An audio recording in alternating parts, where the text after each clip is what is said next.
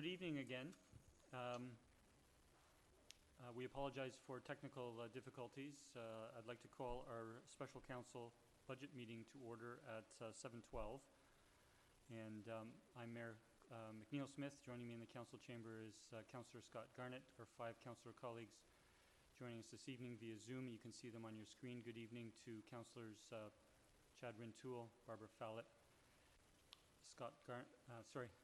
Peter Wainwright, Terry O'Keefe, and Sarah Duncan. We do have several members of the senior staff team, directors and managers on the call or in the chamber as well to answer questions during our deliberations this evening. I'd like to begin with a respectful acknowledgement. We're holding tonight's meeting in the territory of the Wasanich Nations, and I would look to approval of our agenda. So moved. Second. All in favor? Motion carries. Thank you. And we do have a special public participation period regarding our 2021 to 2025 financial plan. We have no speakers this evening, but we do have one written submission, and I will turn to Mr. Humble to read that submission. Thank you. Thank you, Mr. Mayor. This submission is from Mr. David Calvely, who resides at 9655 First Street in Sydney, and it reads as follows. Dear Mayor and Council, RE SBIA's revised proposal. I have in the past spoken publicly against proposals from the SBIA asking the town to fund an expanded role in local economic development and feel that I should provide some comments concerning the latest proposal. These comments are intended as those of an individual resident with an interest in the economic health of Sydney and not those of the Vice Chair of the EAC. To recover from the COVID-19 pandemic, Sydney will need a long-term, structured economic development strategy, and I echo the comments made at a recent council meeting that developing and implementing such a strategy must remain the highest priority. Even on a fast-track basis, however, and perhaps using the experience gained by SIP in Esquimalt, such a strategy will take months to develop. In the interim, the business community in Sydney needs support. During budget deliberations today, Council must decide on following the 2 recommendations from the February 8 Council meeting regarding the SBIA proposal and consider whether this is the right way to provide that needed support.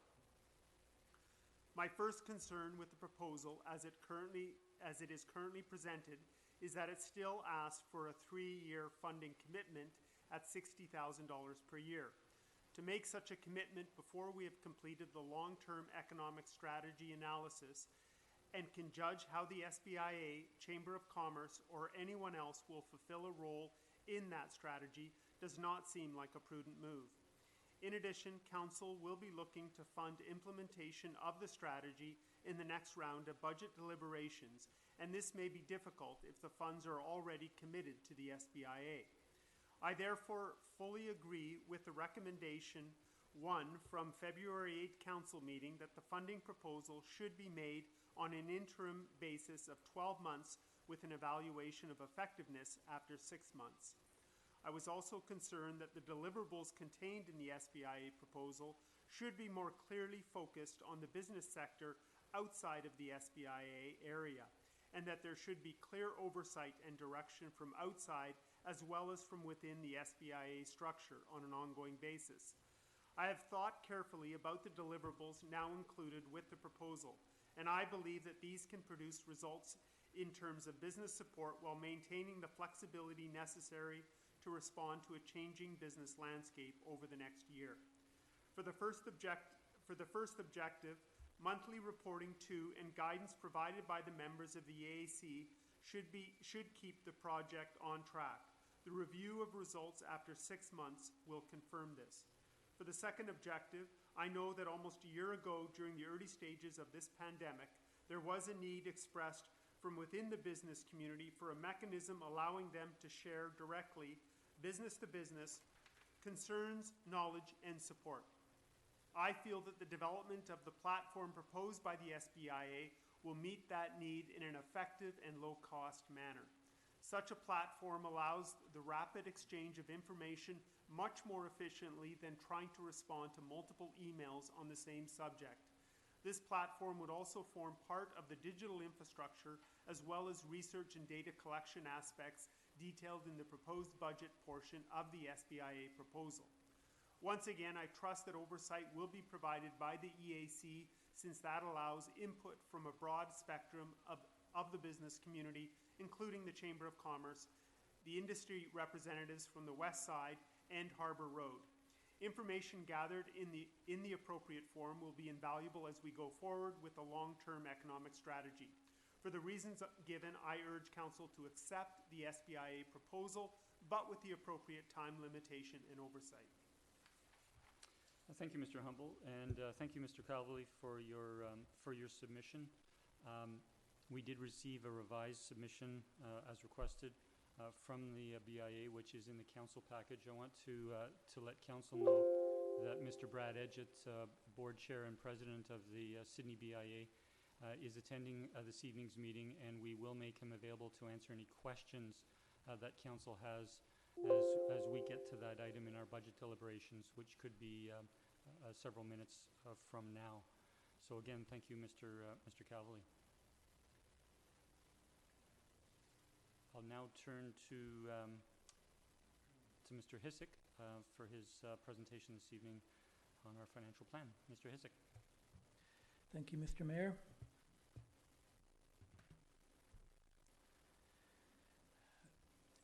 Tonight, I'm going to give you a brief recap of where we stand, discuss the changes that were made at the last meeting, as well as the ones proposed in the staff report.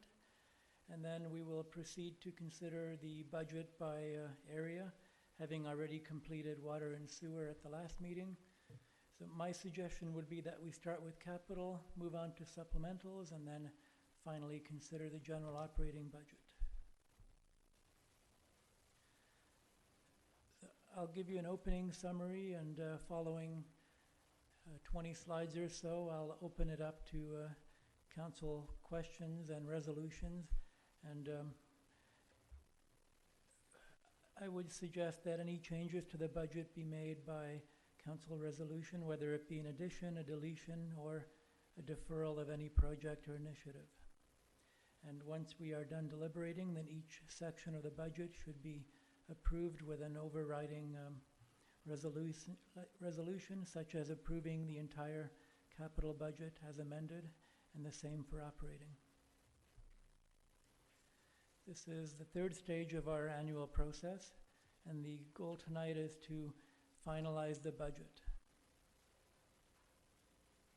However, if additional meetings are required, they will be scheduled and public notification will be provided.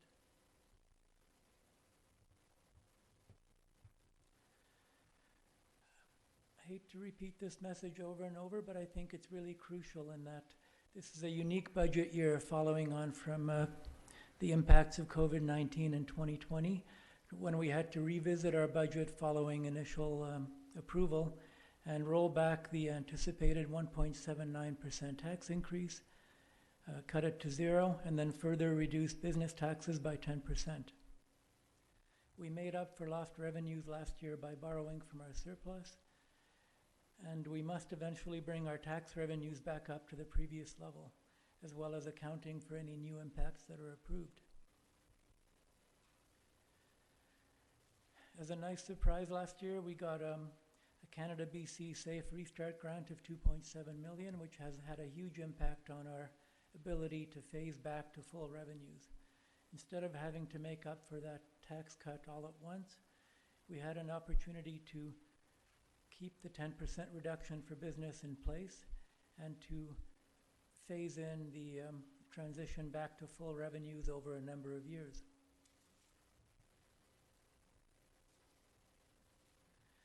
So the Safe Restart grant allowed the town to replenish our reserves after last year's tax cuts, and it's allowing us to gradually transition back.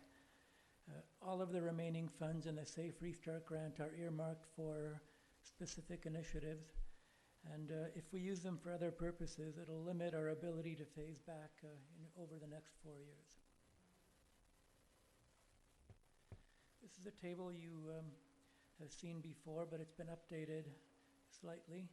So the items in white have already been approved by council. The items in red have not yet been approved. And the two specific ones that I believe should be dealt with individually are the ED strategy as well as the SBIA business development proposal. Mr. Hissick, when you're finished this slide, if I could make a remark. Thank you. Please proceed, Mr. Mayor. Well, thank you, Mr. Hissick. I just wanted to, while we have this slide before us, given that it has all of the Safe Restart allocations over the next 4 years and what the unallocated is at the end of those 4 years, if council had any questions with regards to this slide, any aspects. We do know that several of the line items here have been approved or are to be considered, but it is all of the restart funds in one place if council had questions. Seeing none, did you have a question, Councillor Keith? Okay, quickly, well, hopefully quickly. So I'm just wanting to confirm, so when we're talking about lost revenue, you know, other municipalities had lost revenue because they had rec centers closed, so they lost revenue from that. But our sources of revenue, as I understand it, are investment revenue and tax revenue. And so when we're talking about lost revenue, we're talking about the 10% tax break that we gave to on commercial business taxes, and then the rollback of the 1.79% increase on residential. Is that, just want to confirm that my understanding is correct on that? That's correct. Okay. Okay, I'll leave it at that for now. Thank you. Thank you. Seeing no other questions, please continue, Mr. Hissick.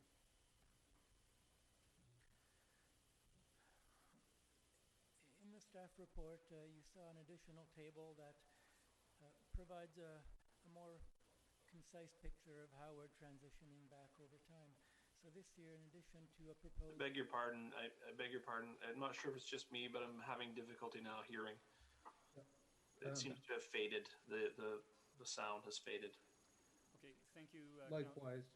We're seeing nods from colleagues. Thank you. Likewise. Thank you. We're trying to address it, if you can hear me at all. That's better. Okay, testing 1, 2, 3. Yep, we can hear you. Okay. Thank you. Please continue, Mr. Hissick. So this table, reproduced from the staff report, gives a more complete picture of how we're mitigating the tax increases, as well as how we're phasing back over a number of years. So this year we're proposing, if all the proposed uses of the Safe Restart are approved, it'll be close to $1 million. In addition to that, there's an additional $200,000 in surplus being used to balance the budget and mitigate the tax increase. So the base level of surplus that I'm comfortable with every year is $250,000, and that's my estimate for how much we can expect to save in our operating budget from year to year. Anything more than that, I think we might be challenged to make up for as part of our operations. Therefore, anything above $250,000 I'm showing as additional surplus use. And for 2021, $100,000 of that is to make up for the 2-year Climate Action Coordinator position, and you see the same amount in 2022. So the total tax mitigation, if you will, this year is $1.4 million, but not all of that extra mitigation has to be made up over time. Some of these are for temporary cost impacts. So it's not as bad as it might appear on the previous slide. We don't have $1 million to make up over the next 4 years. If we continue to tax for new ongoing items, we'll only have to make up for the depleted Safe Restart funds. And we can do that all at once in 2024 or in smaller increments between now and then. And surplus funds may also be used to decrease the impacts and increase our phase-in period. So making up for the Safe Restart funds in 2020 would equate to a one-time tax impact of about 3%. But that assumes that we've also allowed for some additional increases in 2022 and 2023. And my recommendation, if I were to make one today, would be that we don't do it all at once, that we do it a little bit at a time over the next 3-4 years.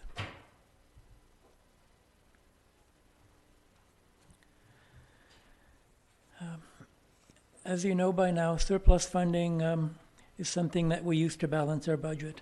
We're required to have an ongoing surplus from operations, which I refer to as accumulated surplus, but that does not mean that we can't have a deficit in any given year. In fact, we're completing year-end 2020 right now, but it does appear that we did have a deficit last year, which would be our second one in the last 10 years.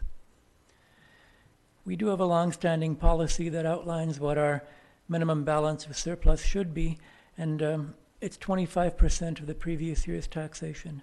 So as of right now, it's looking like we're still within the policy level as at the end of 2020, but depending on how much we use in 2021, we could fall below that policy level. I know I'm advocating for potential additional use this year to bring that down the tax increase to an acceptable level, but if we're going to rely on surplus as part of the phase-in, perhaps using more next year as opposed to this year might make more sense. What do we achieve by using surplus? It prevents overtaxing for current operations. So it's on the expectation that our departments will, given sufficient funds to carry out their operations, they'll generate net savings as a whole. In a typical year, that does happen that way. Some of you have probably thought about this, and I'll put it out there once and for all. What are the implications of using all of our accumulated surplus at once to bring down the tax impact?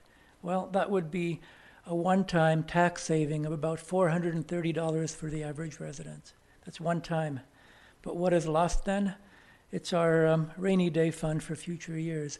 So for things like paying a large insurance deductible in case of a massive catastrophe, and it would eliminate our ability to offset any one-time or temporary impacts, and it would mean that each and every year we'd have to tax for our full operations.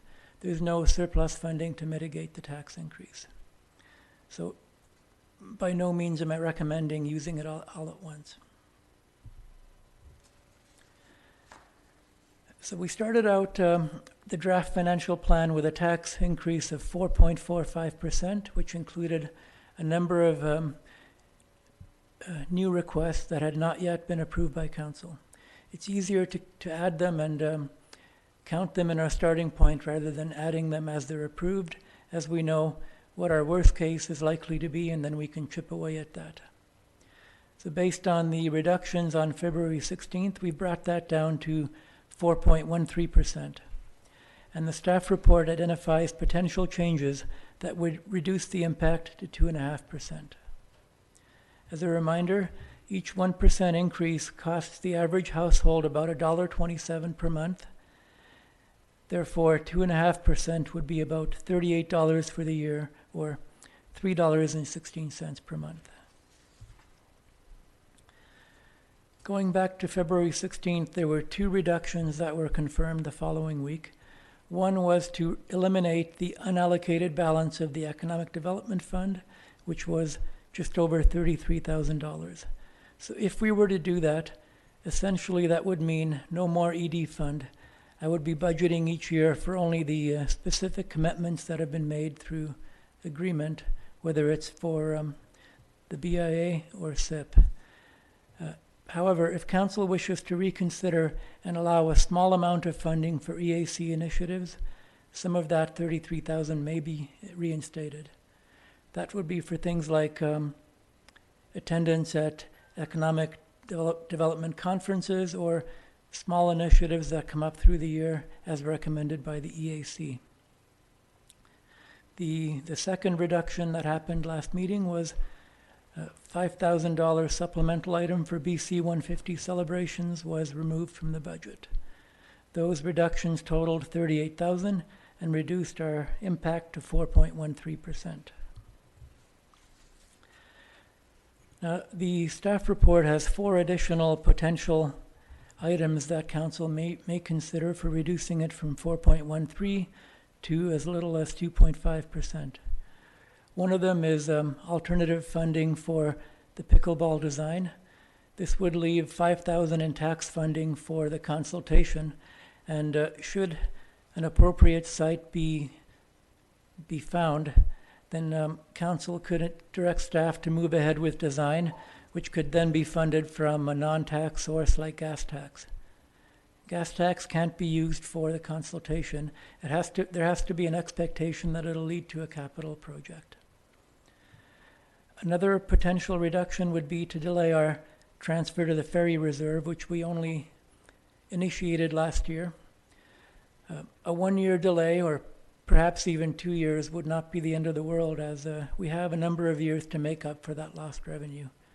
While we do have major maintenance every 5 years, it won't be until 2032 that we have our first $1 million plus expenditure, and I believe we have time to phase back in for that. Additional $50,000 of surplus funding could be used for the recently approved energy rebates, and that would leave an additional $41,000 of surplus funding in order to reduce the tax impact to 2.5%.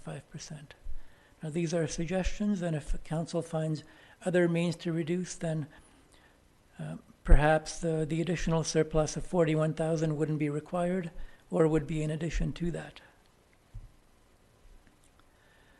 Once again, the impact on the tax bill at 2.5%, and I'm making the assumption here, is that it would be $38 in taxes, an additional $10 in the water parcel tax, for a total of $48 on the tax bill, which equates to a nice even $4 for the average residence.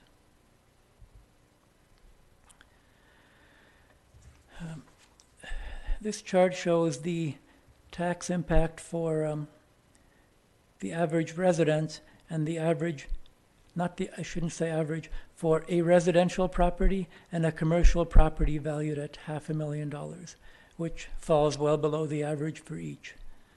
So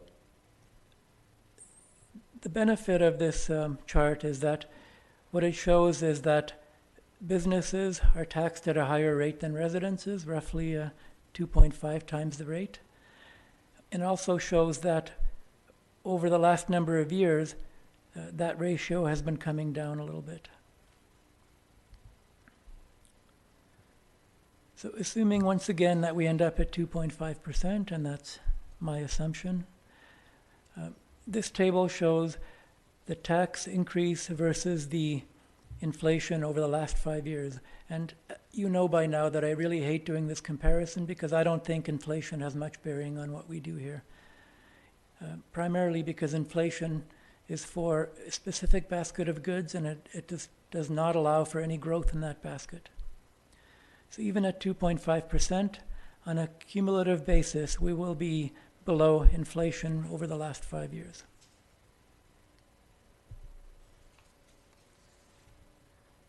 So as mentioned, inflation does not allow for changes in service levels, such as additional fire or police hiring or additional community support.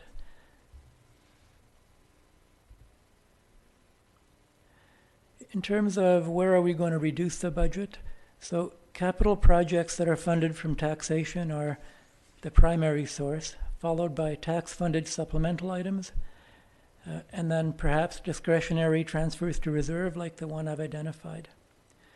You might ask, why not the operating budget? And that's mainly due to the use of surplus to balance the budget. So we're drawing on $450,000 to minimize the tax impact. But if we reduce the operating budget, we reduce my comfort level with that level of surplus funding. So if the operating budget were reduced, my first recommendation would be to also look at the amount of surplus we're using as well.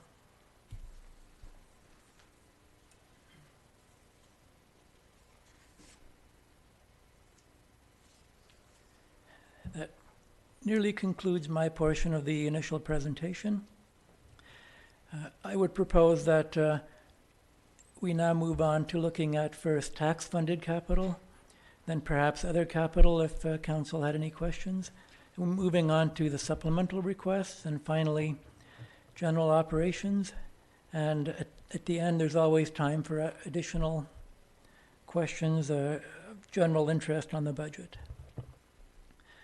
So moving on to capital, if that's the will of council. When we're ready, any changes should be made in the form of a resolution. Of course, it's up to the chair whether you wanted to entertain questions without a resolution, but generally it's better to start with an actual resolution to make a change to the budget. And then once we're done with capital, I would recommend that there be an overall resolution to approve the capital budget as amended. And then as a housekeeping item, an additional resolution to approve gas tax funding as identified in the capital plan. With that, I have the 2 slides representing the tax-funded capital, anticipating that council will want to focus on these. And one final note before I conclude. At the last meeting, there was some discussion about the fitness room equipment, and I had misclassified that as a recurring item. In fact, it's only in the budget for 2021, and we'll revisit whether we bring it back as an ongoing item for next year. That concludes my part. So thank you, Mr. Hissick, for the introduction and for working your way through the presentation to this point.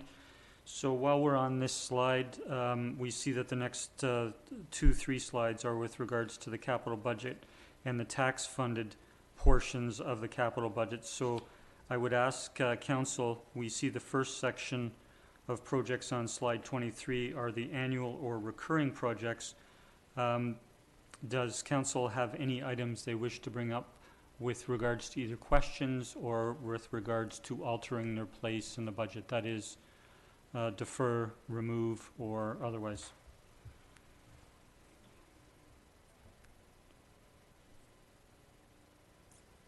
Okay, seeing no questions, I do have one comment I would put out to council on this slide, and that is the hydro box revitalization. While I can see all of the other items on that section of the slide being annual reoccurring items, and I do appreciate that the hydro box revitalization has occurred over a couple of years, it won't be occurring every year ongoing. And given the nature of the revitalization, I'd ask council if they might consider that to be funded from the amenity reserve.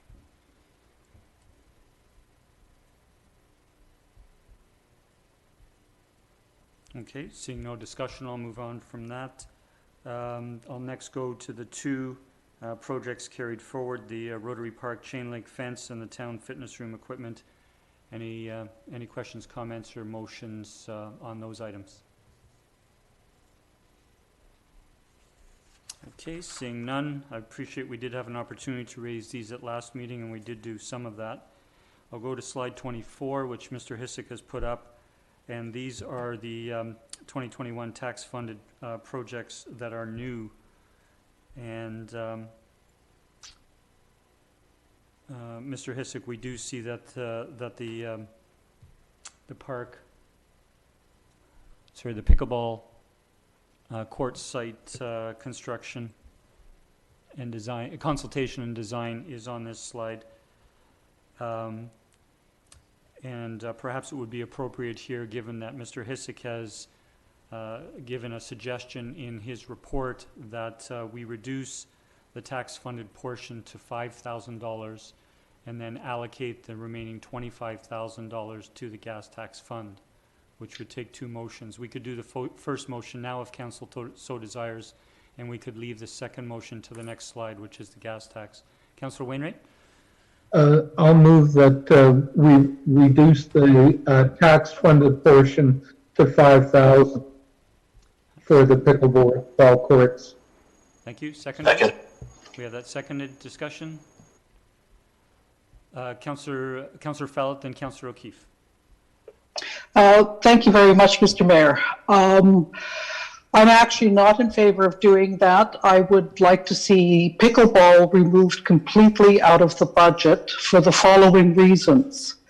Looking at the staff report that have come over in the last few months, it's very clear that staff themselves have struggled as to where to put a pickleball or put the pickleball courts.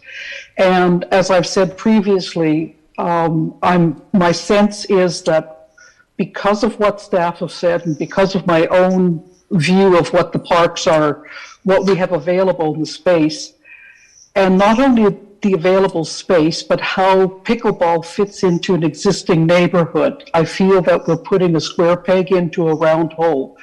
I'm very, very supportive of the pickleball players' requirement and request to have facilities, but I don't see where we're going to come up with the space that makes sense in Sydney. And I know that there has been discussion about Talista Park, and I'm also vehemently opposed to that. I happen to be going through my old emails from last term, clearing out some emails.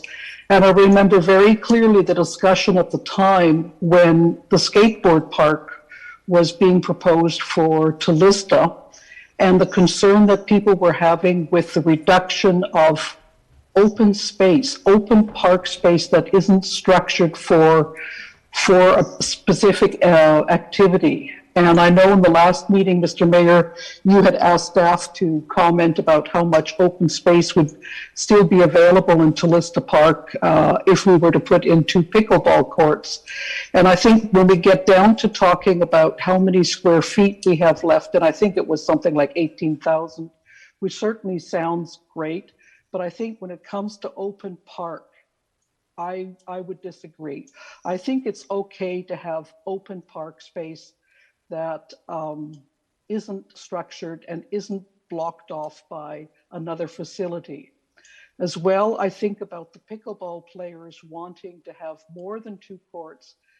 I believe their ask was for 6 courts, and here we are putting in 2 courts, which perhaps is better than nothing. So that's my comments for park space in Sydney.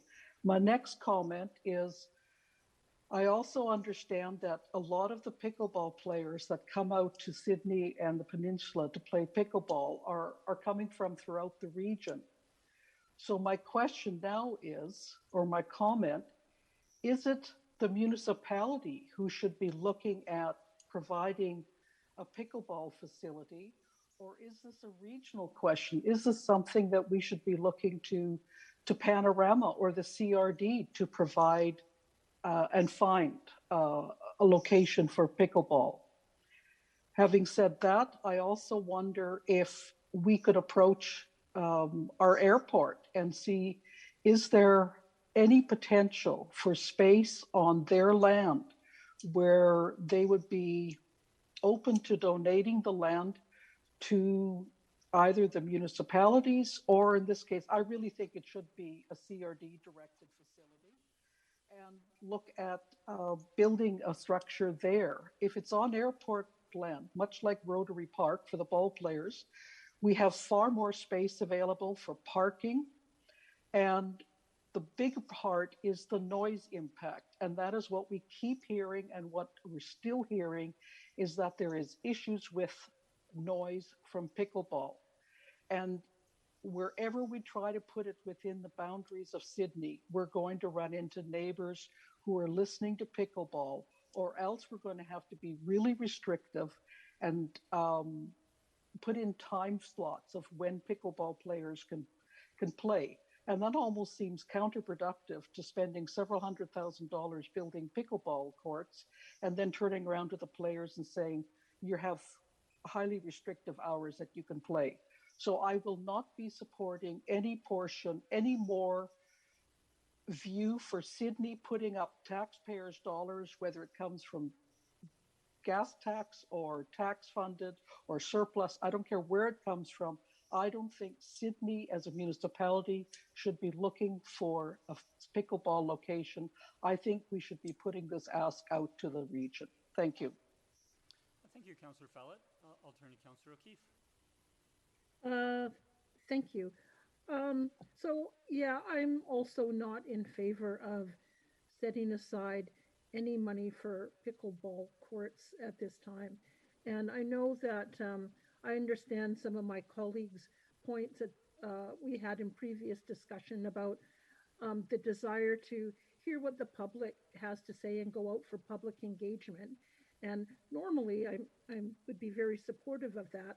However, in this case, in looking at what staff have already provided us in terms of where would be suitable locations for pickleball, we just haven't been able to identify a location that would be suitable in staff's opinion. So Breathitt Park had issues with parking. It's close to a residential area. I won't go through all of it again, but the net result, as I recall from staff, was that they actually recommended that we take this off of the table until the Pickleball Association came back to us to identify mitigation measures. And, staff also said that, the long and short of it, the truth of it is that the impacts of the noise of pickleball can't be fully mitigated. And so I think about our small municipality, and if we were to go out to public engagement, I'm not sure what else we would hear that staff haven't already told us. I'm also thinking about, lessons learned from other municipalities. And over the last week, people from North Saanich that have contacted me to say, hey, if you guys are considering this, here's some things you need to know about. And again, the noise is a huge issue. What they described to me also is that the noise is not just in the people who live across the street. They're talking about noise from residences, 2 or more blocks away, and the impact that's having them, to the point of people looking to sell their house because it's such, it's so distressing to them. So as much as I would like to, support something where people can get out and get active, I just don't see that this is going to be a fit in Sydney. I think the idea about considering something like airport land is worth considering, but I think that is something that I would put back in the pickleball people's court, no pun intended, and for them to approach the airport to see if that's something. But in terms of what we can do here, I just think it's just not going to be a fit for us. So I'll vote not in favor of the motion. Thank you. Thank you, Councillor O'Keefe. Sorry, Mr. Mayor, I can't hear you again. I don't know if my colleagues can. I'm No, sorry, I wasn't aware he was speaking. This is Me a too. test. This is a test. Can you hear? If maybe a show of hands. Maybe 1 by 5. Okay, we've acknowledged we have a challenge and we're trying to address it.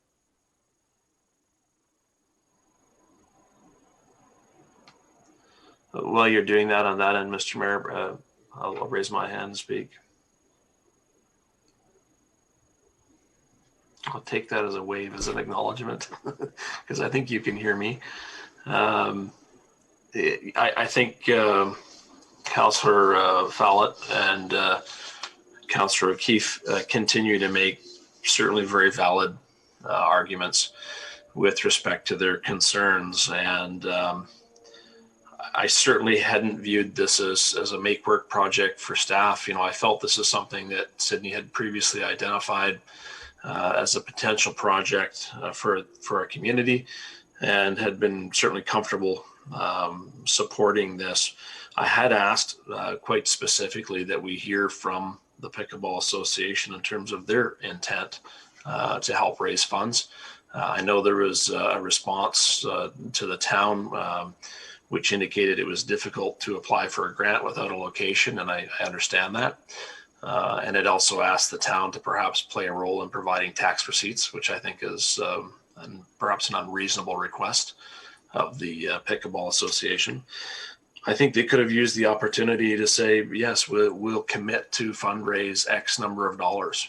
And it's immaterial, I think, to this process, whether or not those funds came from a grant source or from whatever fundraising efforts the association wanted to see.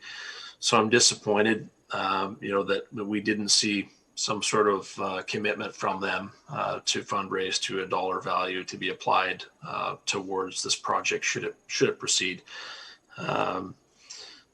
I'll continue to listen to any further comments my colleagues may have, but I will acknowledge Councillor Fowler and Councillor Keith have certainly made some compelling arguments. Thank you, Mr. Mayor.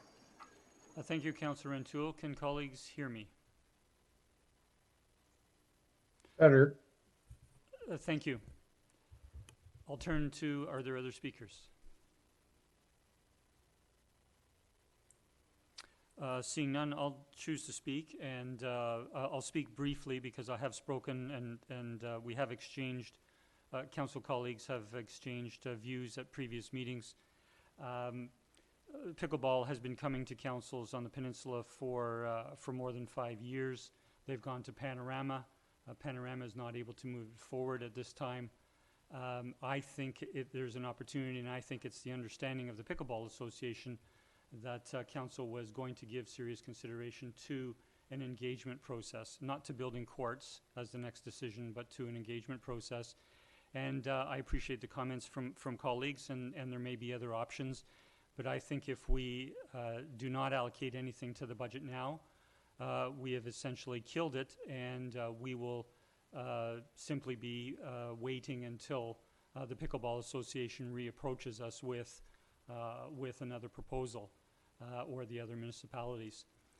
So I think there is a need for that facility for the Sydney residents who play pickleball, and I would certainly like to see the small amount of $5,000 allocated to the budget for an engagement process, which, gathering the views from the public, may deem it to end there, or it may come up with other options for us to pursue locally or regionally. I'll turn to Councillor O'Keefe. Thank you. My issue with that is that, in terms of them coming to us for 5 years, I'm sympathetic to that. I'm also, I would agree that there is a need for this.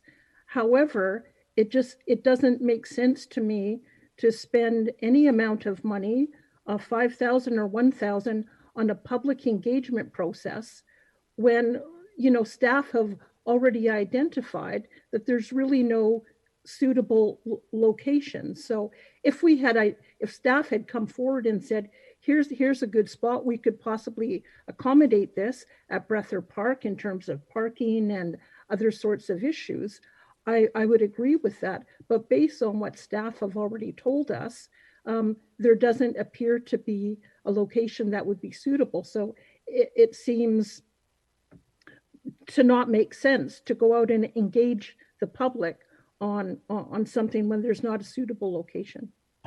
Thanks. Okay, if I could turn to staff thank you, Councillor O'Keefe. If I could turn to staff, and I don't recall the staff report, the staff making reference to the suitability of Tallista Park. I may defer, Mr. Mayor, to Ms. Clary, but I think there was an indication in the staff report that there may be some concerns by the Pickleball Association regarding potential wind associated with that site as a concern. But beyond that, I don't think there was much additional within the staff report. And like I said, perhaps Ms. Clary can clarify. Turn to Ms. Clary if she wishes to join. Sure, thank you through to the mayor. Yes, the concern was with wind at Tallista, and also the park is also very busy already. So the Pickleball Association themselves did have some concerns about parking and just the busyness of the area already. One of the pros to having it in Tallista Park would be that there's already an existing loud kind of facility there in the skate park. So that might kind of offset the noise that's generated from pickleball. So that was the thought there. And that's about it. Thank you, Ms. Clary. Seeing no further discussion, I'll call the question. All those in favor? Opposed? Sorry, my screen doesn't show Councillor Fallett. Opposed? Okay, so my understanding is we have Councillor O'Keefe and Councillor Fallett opposed. The motion carries. Thank you. Remaining on this slide, are there any other items that Council would like to address? I'll turn to Councillor Fallett. Thank you, Mr. Mayor. Fifth Street median landscaping. And I did ask staff earlier, and they said that they were looking at putting in sort of a solid surface to mitigate the weeds. And I think all of that's a great idea. And I remember when this was first brought forward, oh gosh, maybe 10, 12 years ago, as a beautification for Fifth Street. And it was deemed to be flowers and all of that. And if I think that we've now come down to dealing with weeds and it's, and we're looking at putting sort of asphalt or some other crushed material to mitigate the weeds, and there goes the beautification. So I agree that we have to do something to deal with staff time and all of that. But I wonder if perhaps as a long range project, we take a look at, I think leaving the median in is a good idea because it has slowed traffic down. It's great for a traffic calmer. But I wonder if we could look at eventually looking at, rather than having the curb stops there, to do a sloped approach from the road up to the median, so that when larger vehicles are going up and down Fifth Street, that they can easily drive up over the median, for instance, like we have on our roundabouts, or if there's parked cars and cyclists, that there's a place for a passing car to still move over. Like I say, I think back to the fact that this was about beautification of the town, and now it's become a problem of how we maintain it.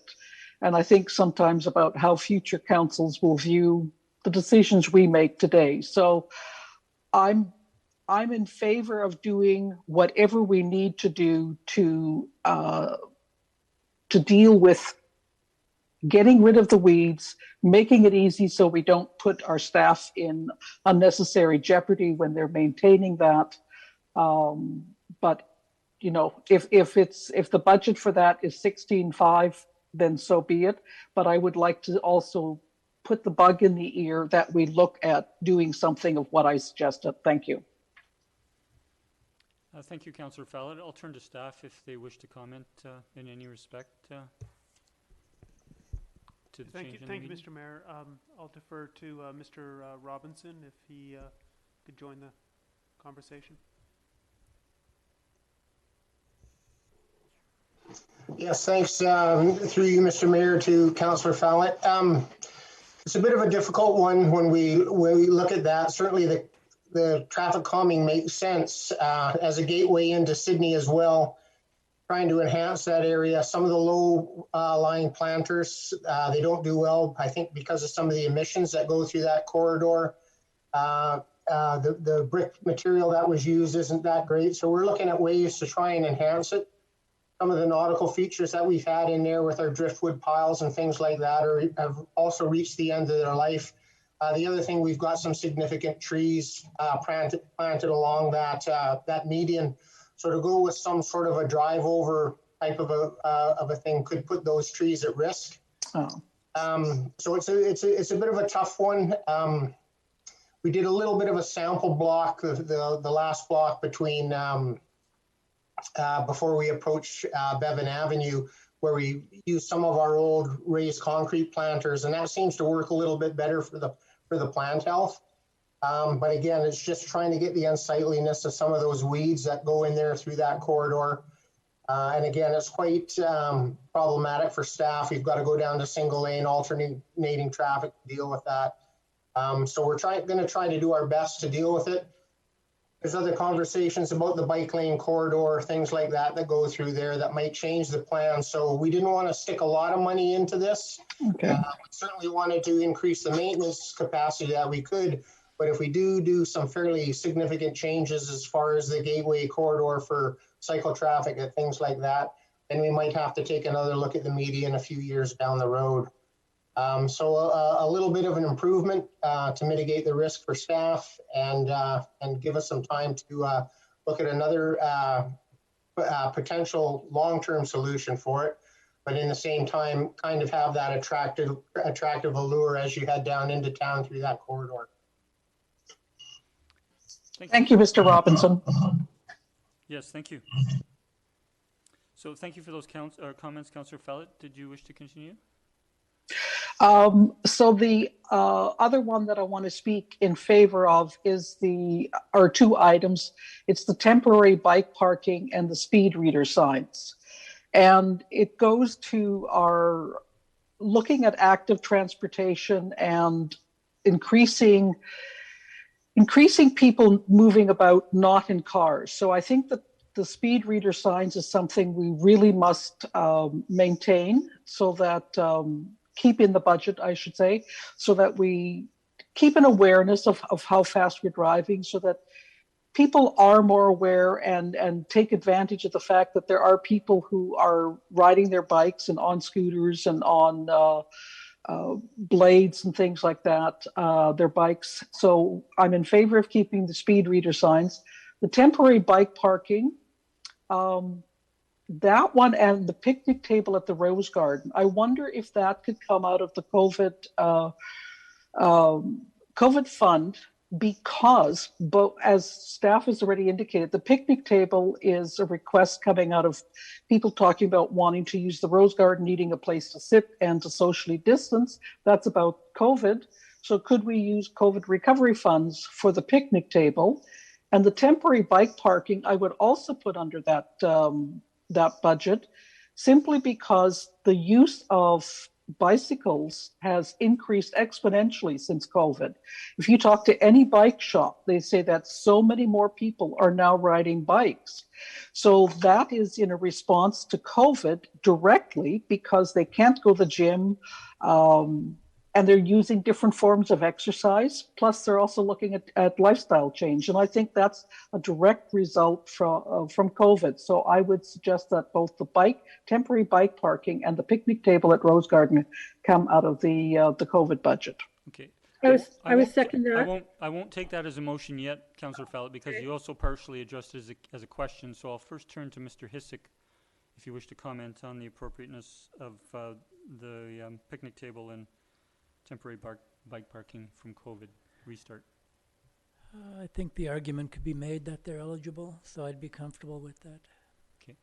Just before you make a motion, Councillor Fallett, which I'm certainly open to entertaining, I wanted to raise those two items as well with a similar perspective, but not so much to increase the tax increase, but I thought the picnic table at the Rose Garden could come from the amenity fund. When I look at the projects that are in the amenity fund, that aligns very, very, very closely to those projects. And the temporary bike parking, I was thinking, would fit under the gas tax because it's certainly transportation related. So I leave it to colleagues or to you, Councillor Fallett, if you wish to proceed with a motion. Then I will make that motion that the picnic table at again, I'm looking at staff's report here, item 7. It says the picnic table at the Rose Garden is a COVID-19 related request from the public. So I think that can come out of the COVID restart a recovery fund and include the temporary bike parking because of the increased use of cyclists due to COVID. Okay, if we could just take them one at a time, Councillor. So I'll take it as a motion on the floor to move the picnic table at the Rose Garden to COVID restart funds. Do we have a seconder? Second. Seconded by Councillor O'Keefe. Further discussion? Councillor Wainwright. Thank you, Mr. Chair. I prefer your suggestion of using the amenity funds for the picnic table. It is a good fit. And the COVID restart funds, we need to protect those for transitioning back to our normal tax rate. So if we have an alternative that is a good alternative, I'd prefer to go with that than using the COVID restart. So I'm not going to support this motion, but I'd be open to a motion that would fund it from the amenity funds instead. Thank you, Councillor. Further discussion? Councillor O'Keefe? Thank you. I'm fine with it coming from the COVID Recovery Fund. You know, the one thing I think we need to think about is that I look at what other communities are doing with their COVID recovery funds, and everybody's a bit different. But it would be nice to see something for our community, you know, like this that we're doing with our COVID recovery funds, rather than just really what we're using it for is most of it is the 10% tax break on the business taxes, and plus there's some expenses from the EOC as well. But aside from that, you know, I don't see that there's been any significant benefits going to the community. I think it sends a signal to the community that we're using these funds for future resiliency in our community. And I think there's room in the COVID fund to cover that. So I'm happy to support the motion. Thank you, Councillor. Councillor Duncan. Thank you. I'm a similar mind to Councillor Wainwright that I would support this coming out of the amenity fund. There have been densification projects near this location. So we know that there have been some funds that have been raised that could go towards facilities in this area as we have new population there. And I also can concur with protecting the COVID-19 grant. I know other municipalities may be spending it on things that look nice for their municipalities, but I think our primary duty to our citizens at a time of economic crisis, the worst one since the Great Depression, and that's with trillions of dollars of stimulus money coming from all different countries, is to maintain services and infrastructure and to have that money available. People aren't going to care about picnic tables if we have to jack up prices or taxes in 2 more years, and there has not been an economic recovery the way they expected. So I think being cognizant of what our actual role is as a municipality is going to be important in the next few years. Thank you, Councillor. I'll turn to Councillor Garnett. Thank you, Mr. Mayor.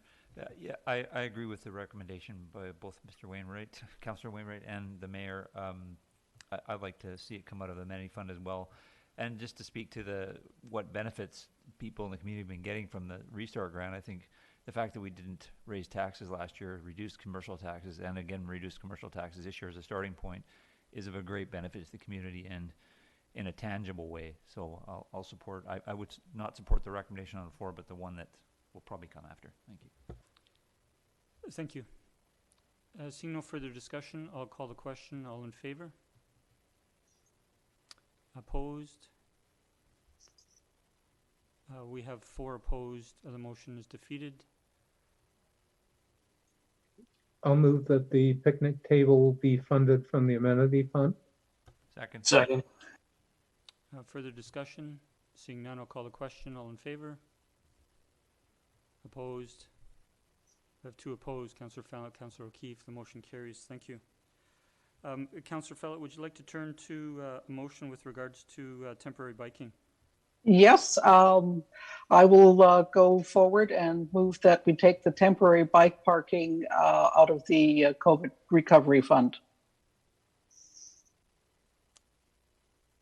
Do we have a seconder?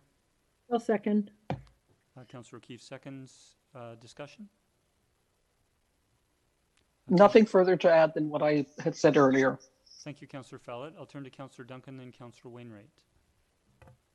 I guess I would just look to staff to comment. Since we had this in the budget before COVID-19, this was part of our plan already, and we've been talking about it during budgeting for the past couple of years.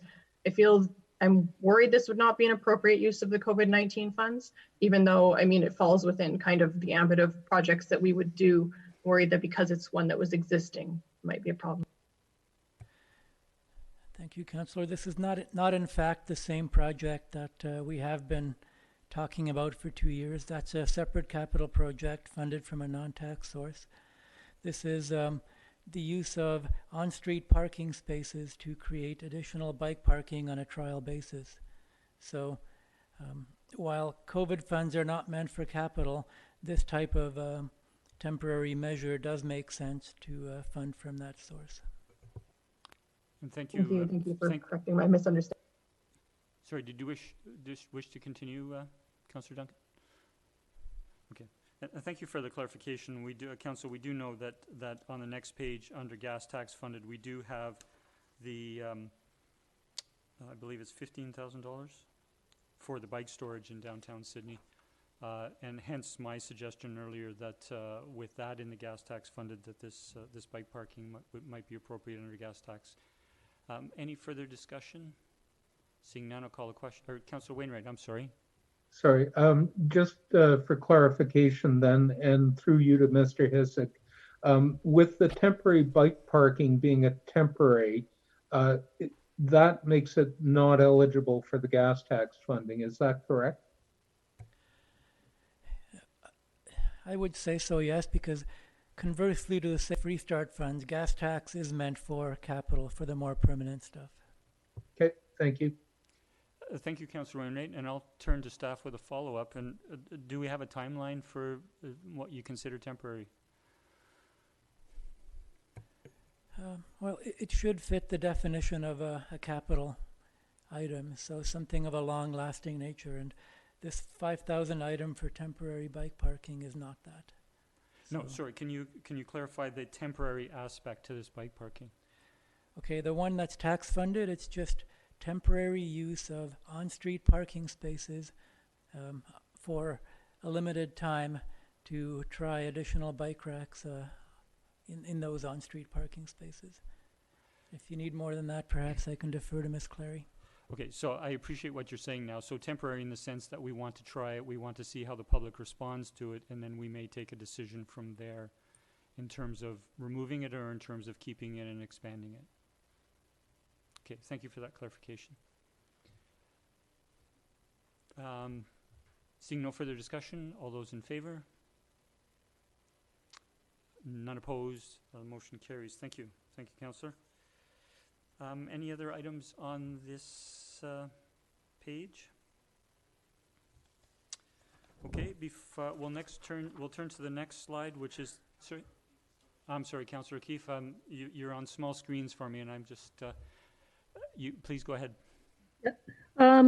Yeah, so I thought I'd take a run at a couple of these things. Since we're trying to get our rate down, there's some recommendations here from staff. So one of the things I'm looking at, based on what staff have said, is that I would move to take out the item number 2, the Tempest licensing apply for $28,250, based on what staff have said in the report. I don't really have anything more to add than what they've added. Just it seems like they think that it's something that we could do without for now. And if we're looking for ways to reduce our budget, I would propose that is something that we could do. Thank you, Councillor O'Keefe. Do we have a seconder? Second. A second for discussion. Before we go to discussion, if I could turn to Mr. Hisik, and please could you remind us specifically what that e-apply Tempest module would do? Thank you, Mr. Mayor. It is a productivity tool and a convenience tool that allows business license applicants to apply electronically rather than the current manual process. And I think for a better explanation, I would love to defer to Mr. Newcomb if he's available. We'll turn to Mr. Newcomb if you're available. Good evening. Hello, can you hear me? Yes. Yeah, thank you, Mr. Mayor. Yeah, so basically what this module for Tempest does is allow business owners to apply for and renew their business license automatically through our system. Currently, what we do is we have a paper application form, or as we're doing this year, a web form. But once we receive those in the office, we need to manually enter those into Tempest. Staff needs to take time to do that. And that does take a fair amount of time to do. And so this would automate that process. It would be entered directly into the Tempest database, and we would do a quick check and then be able to issue the license based on that. Okay, just a question of clarification before turning to a speakers list where Councillor Wainwright is first, then Councillor O'Keefe, and then myself. Sorry, this would be for new business license applications and renewals, Mr. Newcomb? Correct, or updating information. If there's an address change, for example, they could go in and update their business information in the system automatically. I should also add it would obviate the need for business owners to come into the town hall. They could do it from their desktop computer at work or at home. Thanks, Mr. Newcomb. I'll turn to Councillor Wainwright. Thank you, Mr. Chair. So I don't support removing this from the budget because it is a productivity tool, and it's going to give us benefits by reducing staff effort. So the sooner we get this in place, the faster it pays for itself. The other thing is that it's all about external service. So it's providing a higher level of service to our business community. They're the ones that are actually going to be using it. It also is going to reduce the possibility of errors because staff aren't having to re-enter and do additional processing. It's going straight from the business, filling out the form into Tempest. And it's not a huge amount of money. So for all those reasons, I don't think this is a good place to try to find a saving. If we were going to do something, I would be looking at something that doesn't have the same kind of benefit of increasing productivity. Thank you, Councillor Wainwright. We've got you on the big screens now. I'll turn to Councillor O'Keefe and then myself. Thank you. I'm reconsidering whether I want to support my own motion now or not. I thank you to Mr. Newcomb for that explanation. I like the idea of businesses going online, and I just wonder, question to Mr. Newcomb, if I may.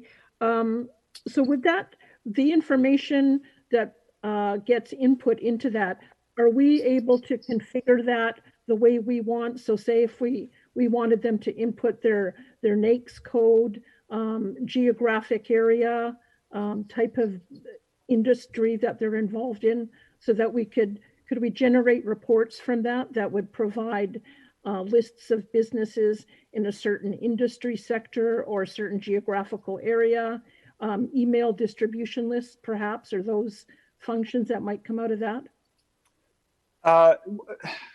Some of that stuff I don't think we'd want to directly ask the businesses for. I think most business owners would wonder, what's a NAICS code? Okay. So we might have to go in after the fact and do that. We already do that anyway. I think the real benefit here is that it does enter that information directly into the system. And so it saves the transcription time. And I think there's probably some error reduction in the process as well. But we could add custom fields based on the type of license, for example. Yeah. Okay. Well, based on that, I would depending on what the seconder said, I would consider rescinding that motion then. So I take that as a motion to withdraw, and I see the seconder concurs. Yes. Yes. I'm in favor. The motion is off the table. Thank you. I believe there was a second speaker. Councillor O'Keefe, did you have another item on the on this list? No, I'll leave it at that. Thank you. Okay, seeing no further discussion on this list, we'll go to the next slide, which is the capital funding gas tax. And I'll first turn to 3/4 of the way down, the pickleball courts, $25,000. If we have could have a motion. I'll move that the design of the 25,000 be allocated from the gas tax for design of pickleball courts if required. Second. Okay, I think we've had good discussion on pickleball. I'll wait for a moment, but call the question. All those in favor? Opposed? We have 2 opposed, Councillor O'Keefe, Councillor Fallett. The motion does carry. Thank you. Does council wish to speak to any other items on this list? Seeing none, Mr. Hisik did indicate in his report that we would want to pass a motion specifically approving gas tax capital funding, while we will be passing a separate motion with regards to the general capital budget. We do need a motion with regards to the gas tax portion separately. I'll move approval as amended. Second. Any further discussion? Seeing none, I'll call a question. All in favor? None opposed. Motion carries unanimous. Thank you. So, having dealt with the tax-funded capital projects, do council colleagues have any comments or items they wish to mention or raise from the general capital budget? That is, capital projects with other funding sources. Councillor Wainwright. Thank you, Mr. Mayor. Earlier, you made a suggestion that we might possibly fund the Box Revitalization for 2021 out of the amenity fund. I'll make that motion. Thank you. Do we have a seconder? Second. Second. Further discussion? I'll call a question. All in favor? The motion carries unanimous. Thank you, Councillor. So then I would look to a motion to approve the general capital budget as presented. So moved. We have it moved by Councillor Garnett, seconded by Councillor Duncan. Further discussion? All those in favor? The motion carries unanimous. Thank you. I'll turn to Mr. Hisik, if you could... Actually, Mr. Hisik, if we could for a moment return to slide 15, please.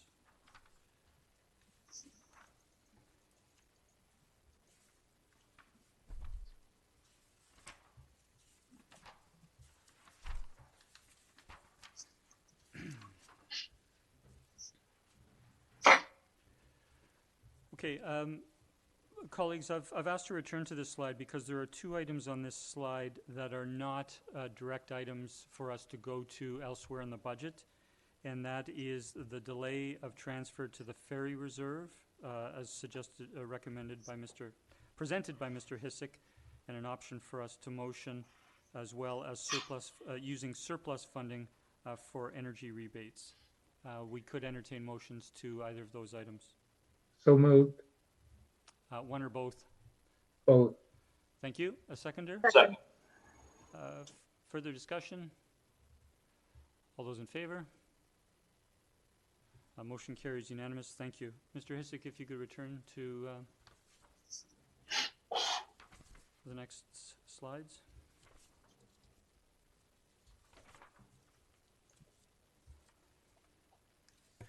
Thank you, Mr. Mayor. That concludes the capital portion of deliberations. Moving on to supplemental requests. Now, I can bring up an entire list if council so wished, but we did discuss some of the items at the last meeting.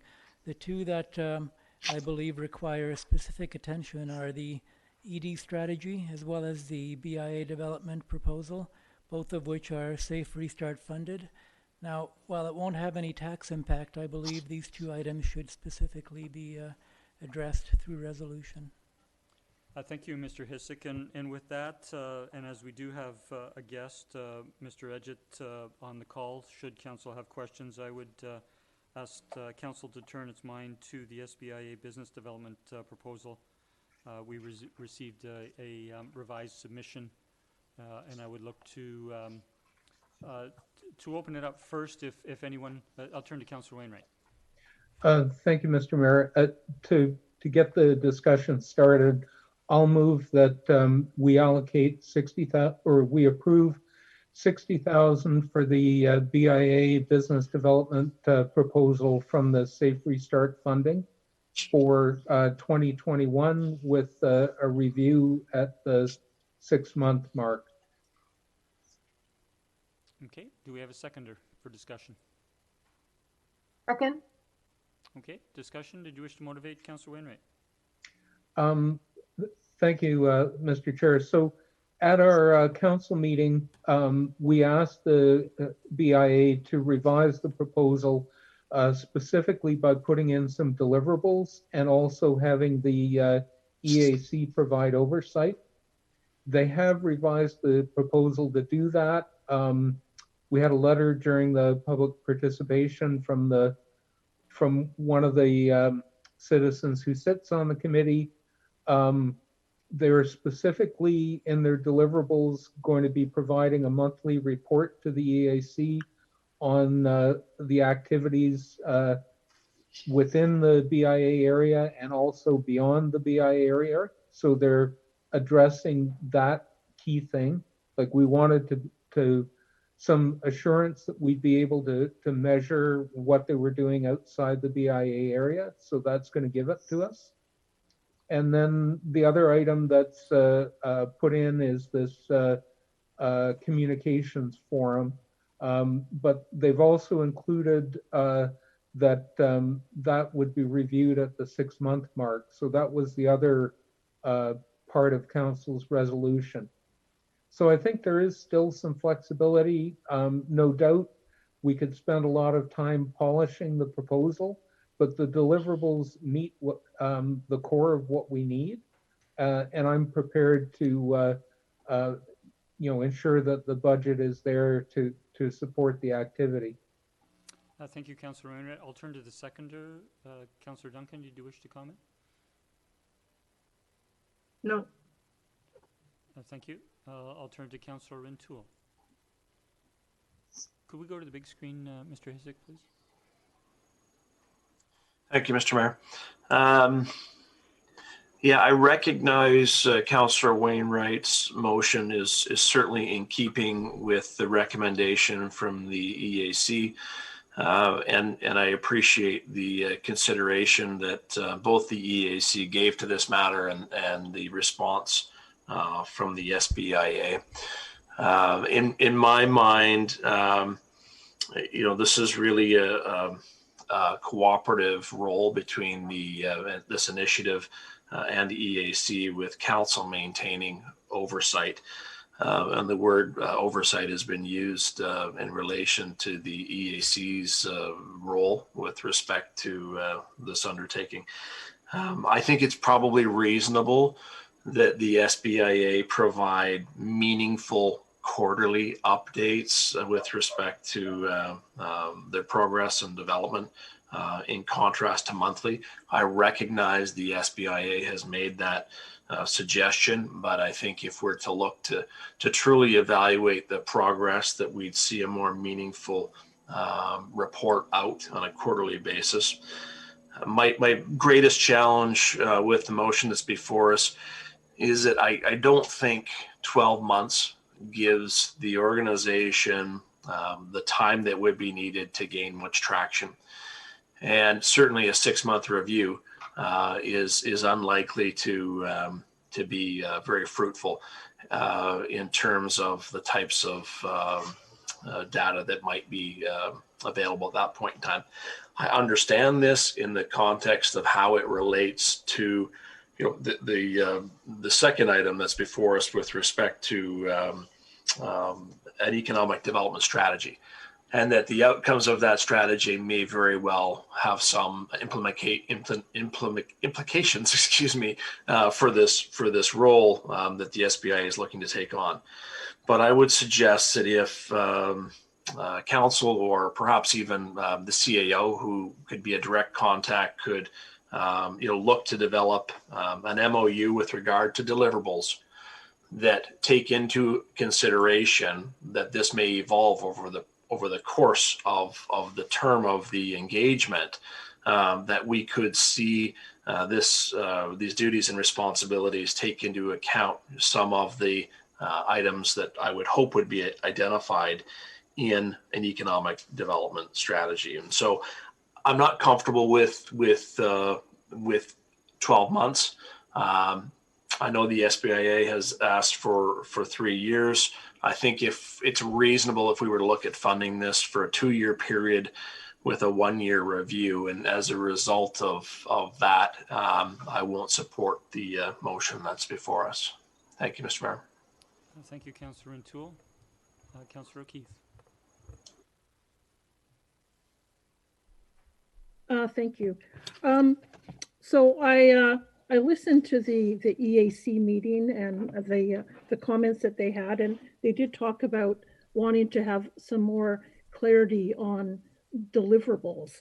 So, but when I look at this, so there's 2 deliverables.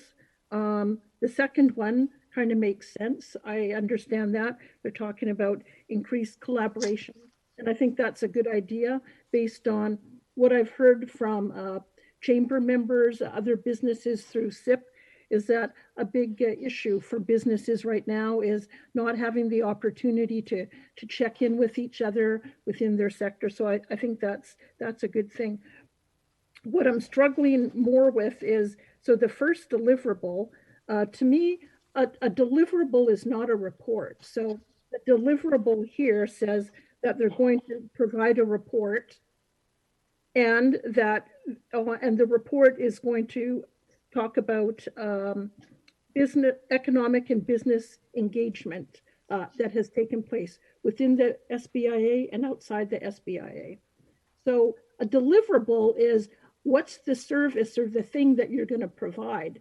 It's not the report. The report is something that tells you what was delivered. So I guess in terms of deliverables, it's still fuzzy about what it is they're going to do.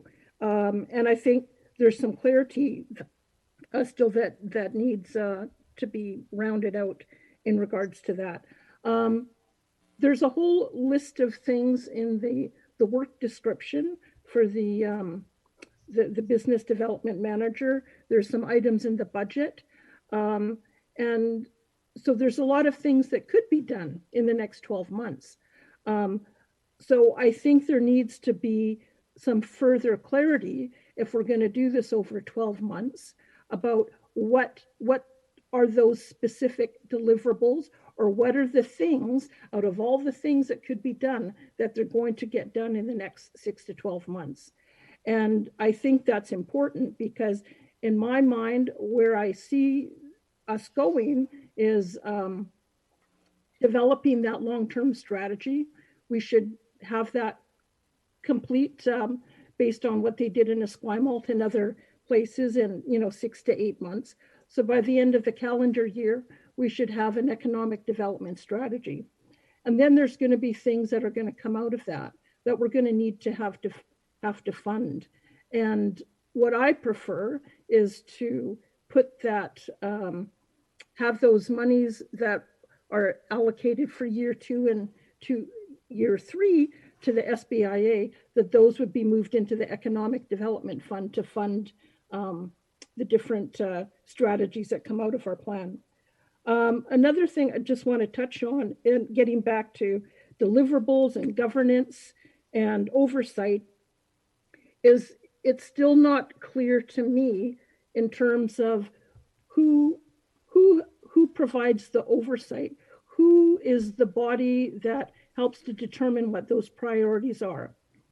Because to be fair to this position, if we're going to be looking at how they're doing in 6 months, We have to define that. We can't just, and we all have to be on the same page. So if 6 months down the road, they come and say, here's what we did, and we say, well, that's nice, but that's not really what we wanted you to do. We thought the focus should be this. So there needs to be some sort of better understanding of who is going to make that decision in terms of the priorities. Is it the SBIA board? Is it the EAC? Is it council? So I'd like to see a bit more clarity on that. And I think I'll leave it at that for now. Thanks. Thank you, Councillor O'Keefe. I'll turn to Councillor Garnett, and then I would like to speak. Thank you, Mr. Mayor. Yeah, this was a challenging one for me, I have to say. I do appreciate a lot of the comments that have been made by fellow councillors. For me, I struggled with the 3-year commitment as well. Although initially thinking 1 year, and I recognize the suggestion by the EAC, and I do appreciate it and like it. I also recognize that Councillor Rintoul makes some sense in saying 2 years and 1 year, because you need a bit of time to go with that. So I'm more comfortable with that side of it.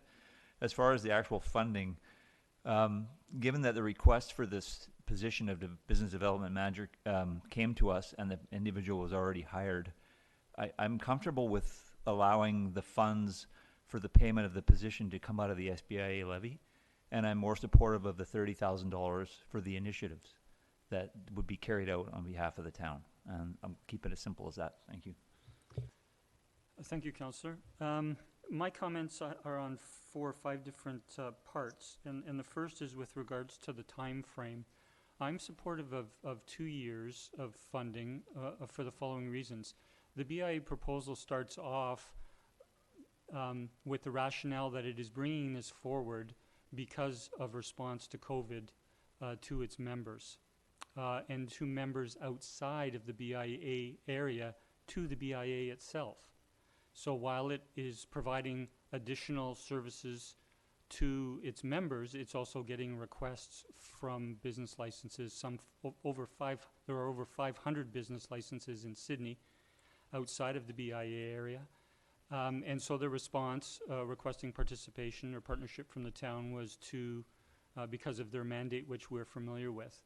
So I think that given the rationale for them coming forward of it being in response to COVID, when they indicate the level of correspondence or communication that they're having with their members and members outside, it's ramped up tremendously during the pandemic.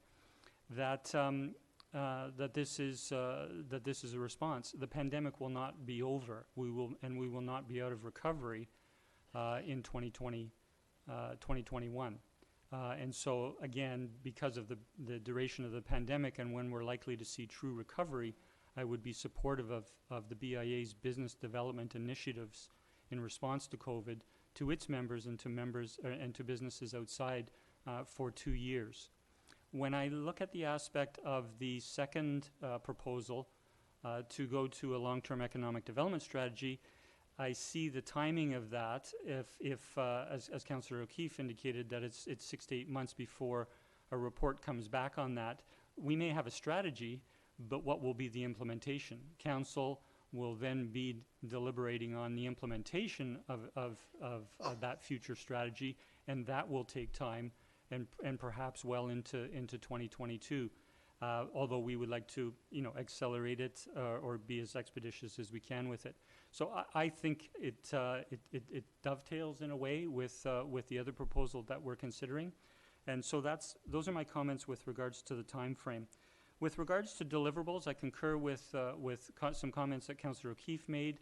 When you look to the position description, they actually describe position deliverables, and there are very specific items there which I think can be taken to be deliverables. And as Councillor O'Keefe mentioned, there is a budget, and several of the items in the budget could be considered specific deliverables.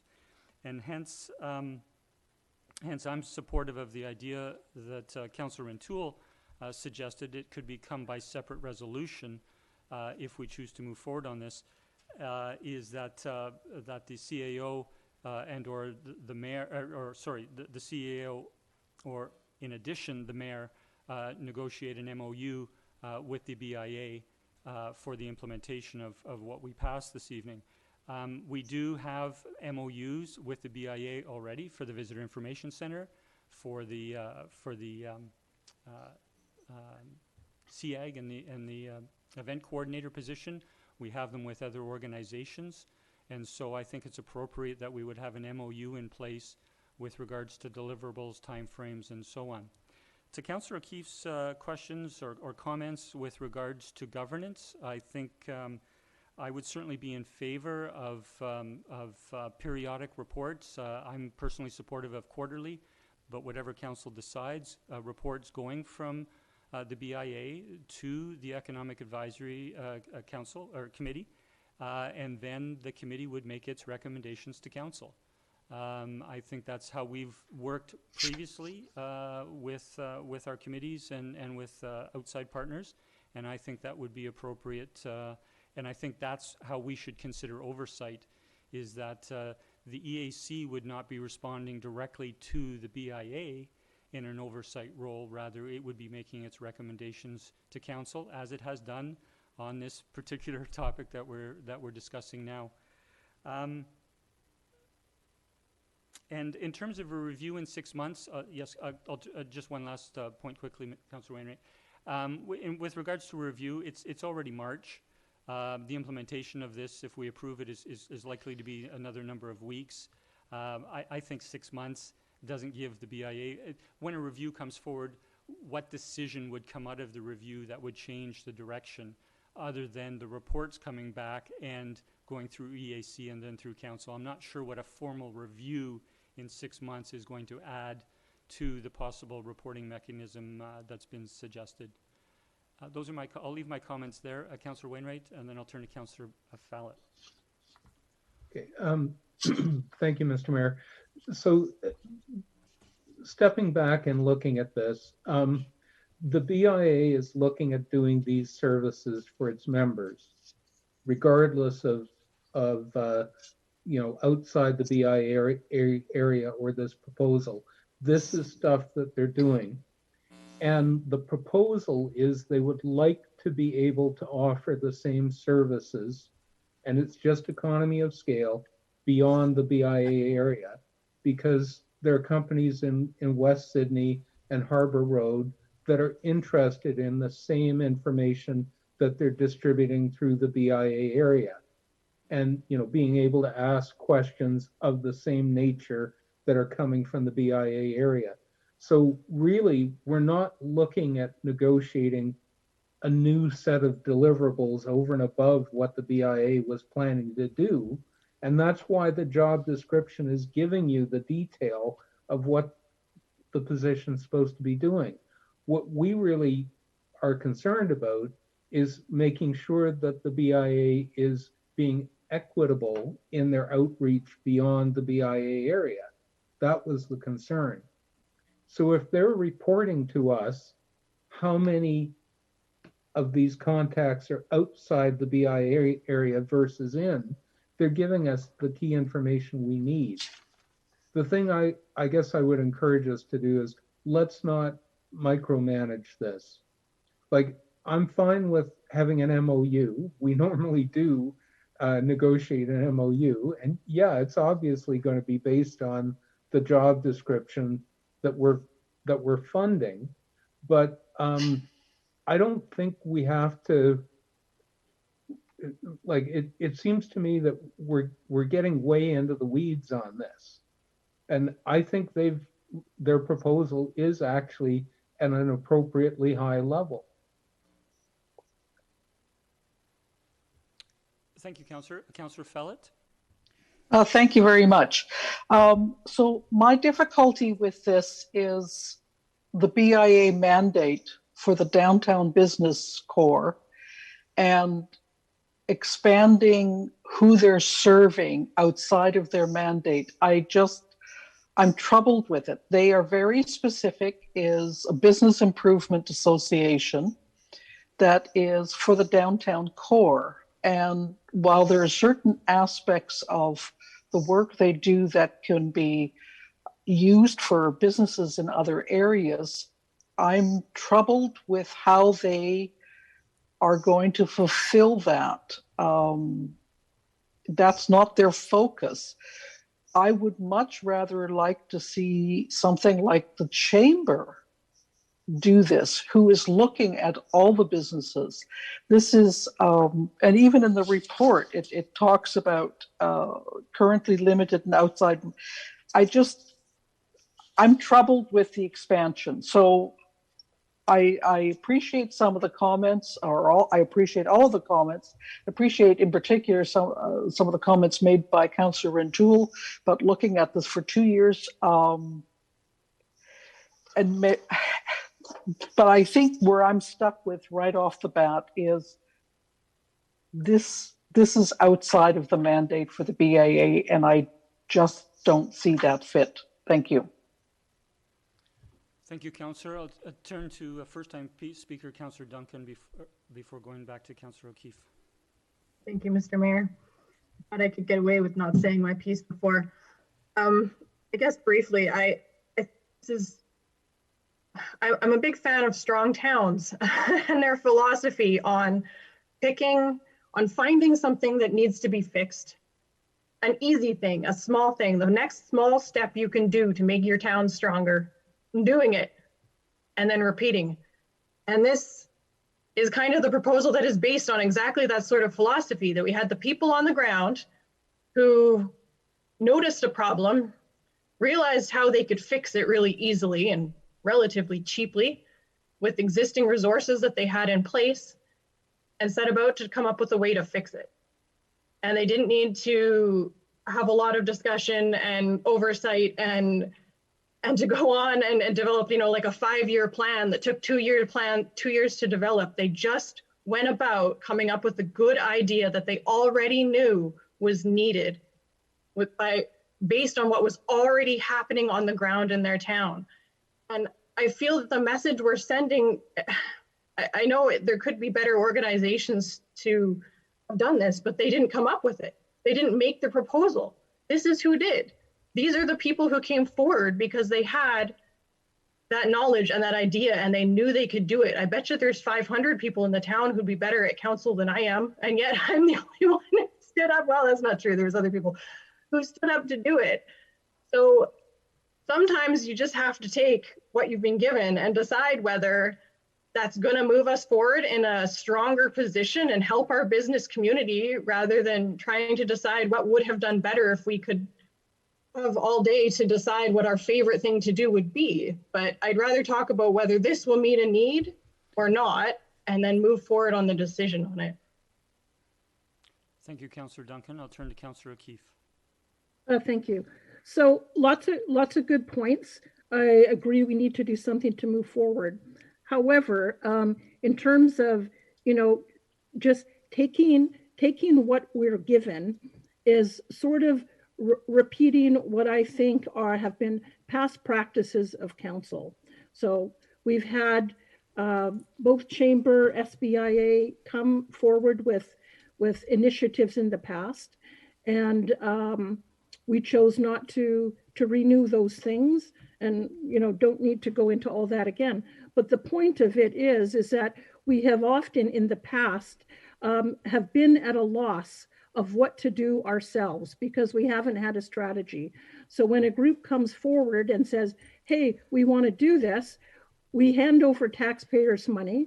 And then at the end of it, I don't know that, with the previous proposals that we had from last year and the initiatives, we didn't get, in some cases, we didn't even get a report back on how effective those were.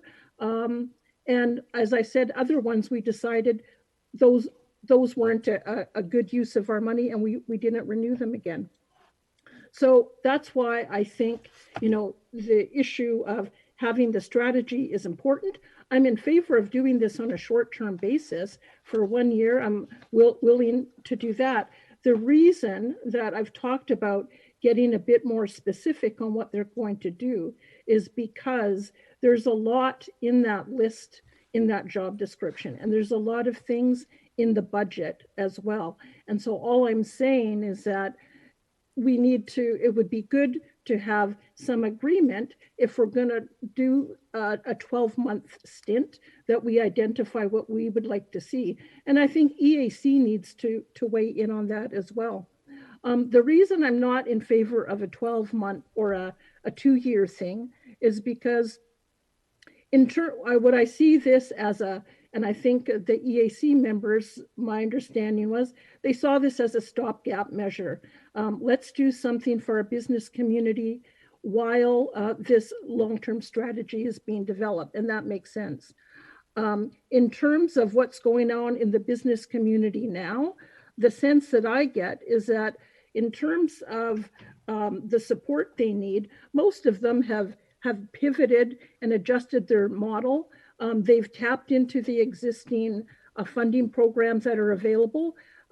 They had a lot of support from the Chamber and the SBIA last fall to get them there.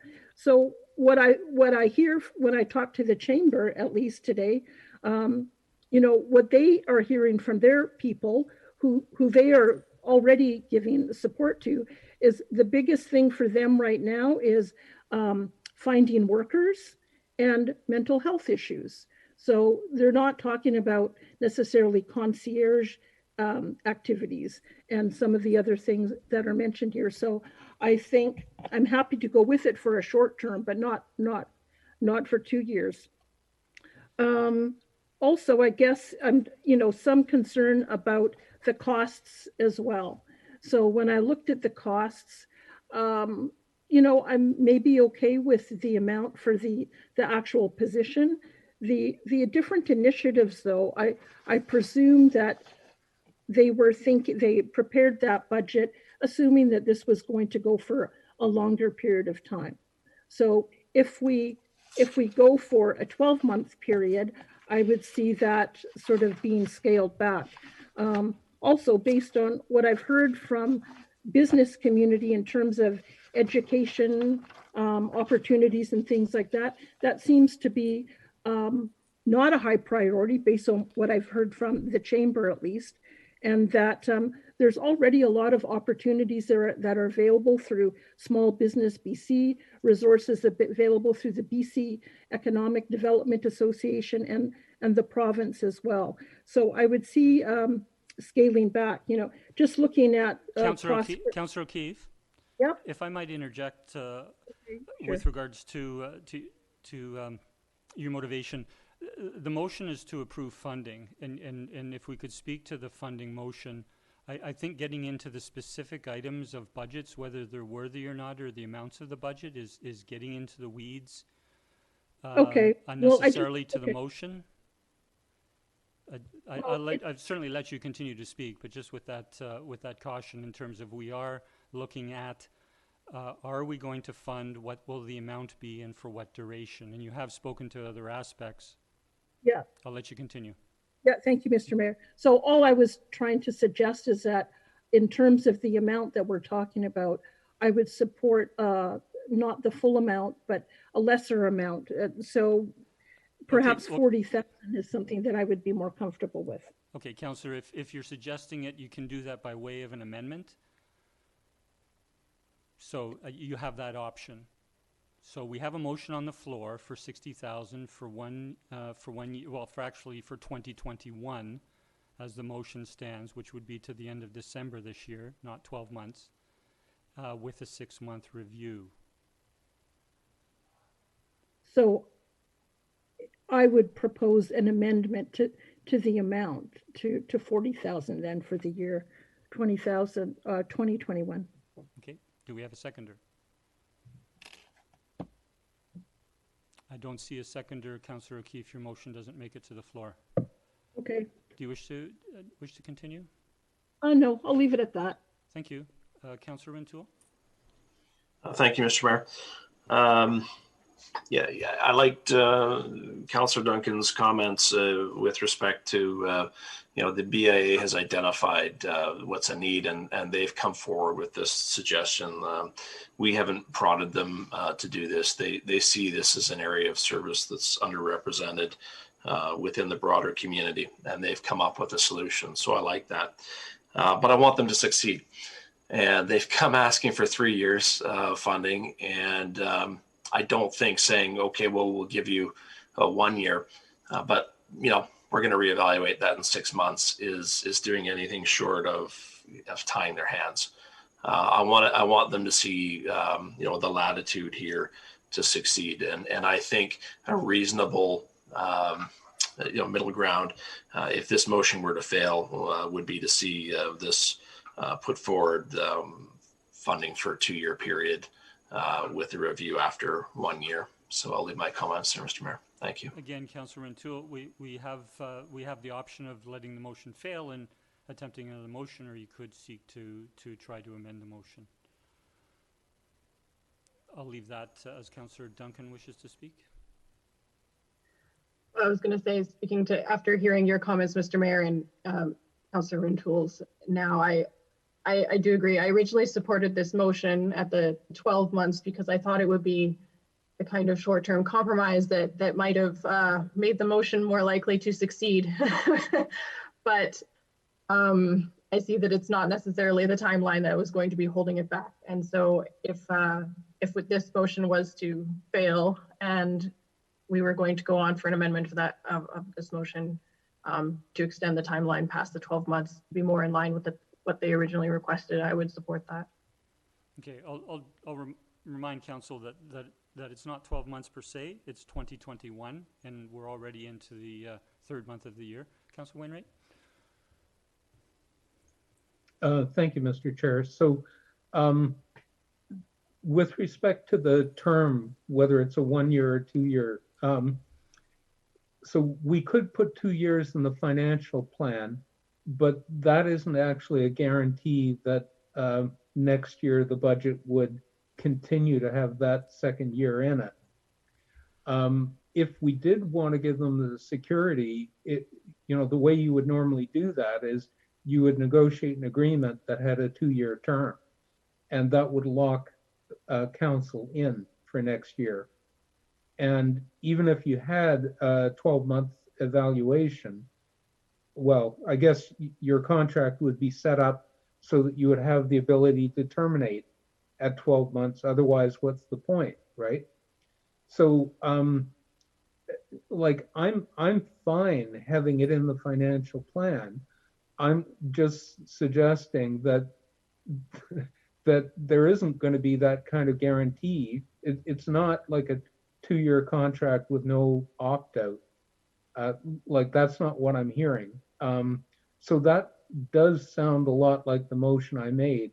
I'm quite happy if there's a suggestion that we should show it for 3 years in the financial plan, but I just don't see us being willing to write a contract that locks us into a guarantee of 2 years. Or if we are going to do that, the evaluation should be towards the end of the 2 years, thinking about, do we renew it after the 2 years? You see what I'm saying? Councillor Wainwright, thank you for those comments. I would just propose a scenario to council. We certainly would want to see anything that we approved be a success. What if we did approve funding to the end of 2021 and it was a great success? And then we're not having budget deliberations until March next year. And what's going to be the funding mechanism to support the BIA to continue with it? They're going to have to come to us before the end of December. Again, there's 9-10 months left in this year. It's not unreasonable. If something were to come out, again, thinking positively, in the other initiative of a long-term economic development strategy, and it was to come out and we were to pursue another direction, or perhaps we could renegotiate, or the BIA would be in favor of renegotiating if we come out with some outstanding long-term economic development strategy. Of course, the BIA is going to be part of that, given their significance in the business community. So, again, I just ask council to consider, you want if we're going to move forward on this, you want to give them the best chance of success. And I think it's reasonable to provide 2 years of funding of this beyond December of 2021. we have a motion on the floor for 1 year with a 6-month review. Any further discussion? Councillor Wainwright. I'll move that we amend it to 2 years, so end of 2022. Second. Seconded. Further discussion? Councillor Rintoul. I beg your pardon, but for context, it's not germane to the amendment, so never mind. Thank you. Thank you. I would just like clarification from the mover and/or seconder on the concept of review. I don't mean to be.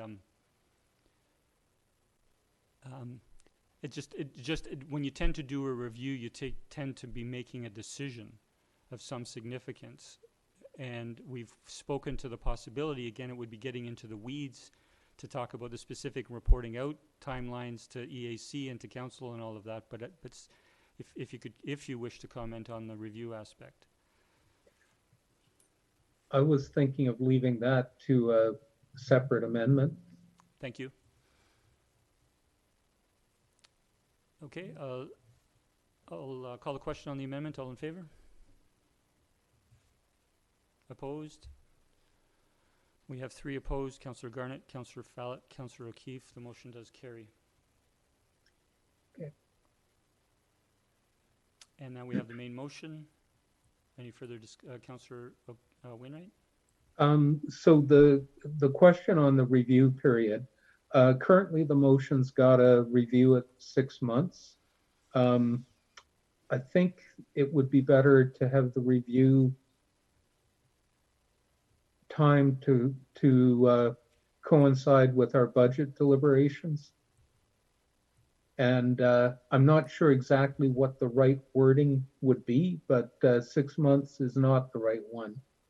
So I'll move that we amend the 6-month review to a review to coincide with the 2022 budget deliberations. Second. We have a seconder. Further discussion? I'll call the question. All in favor? Opposed? We have 3 opposed. Councillor Garnett, Councillor Fallett, Councillor O'Keefe. The motion carries. Any further discussion on the main motion? Councillor Rintoul. I'm sorry, Mr. Mayor. Can I just hear again the last section of the motion with respect to reporting out, the wording that was used there with regards to reporting or oversight to the EAC? I just want some clarity on that. Certainly. I'll turn to Ms. Nelson, possibly. So that last motion was to have the review coincide with the 2022 budget deliberations. Yeah, so the original motion, my query is with respect to the original motion. Sorry, the original motion on the floor, if you could read it in its entirety, Ms. Nelson. As amended, I guess, would be best. Okay, as amended, yeah. With both amendments? Yes, please. Okay, so that would be that council approves $60,000 from the Safe Restart Fund for the SBIA's business development proposal for a 2-year term ending December 2022, with a review to coincide with the 2020 budget deliberations, 2022 budget deliberations. A lot of 2s in there. Thank you. Okay, so thank you, Mr. Mayor. I just wanted to clarify that there was nothing in there with respect to the routine reporting to either the EAC or council, and I didn't hear anything there, so I'll support the motion. Thank you. Further discussion? I see Councillor O'Keefe, please. Yeah, so I'm just wondering, are we planning to have any reporting then?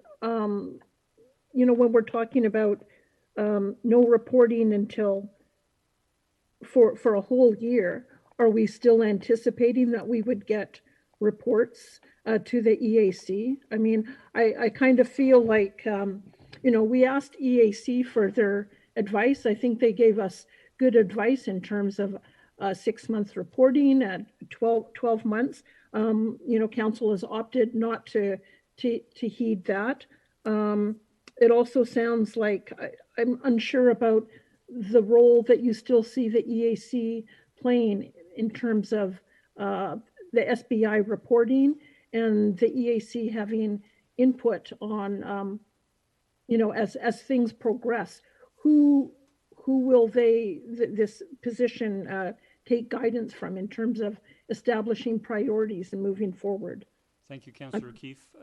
With the main motion still on the floor, there was some discussion of other aspects and the possibility of an MOU, and the MOU could specify the frequency with which the BIA would submit reports to the EAC, and then EAC recommendations would come to council. Again, those details could be worked out if council chose to move forward on a motion arising from the one on the floor.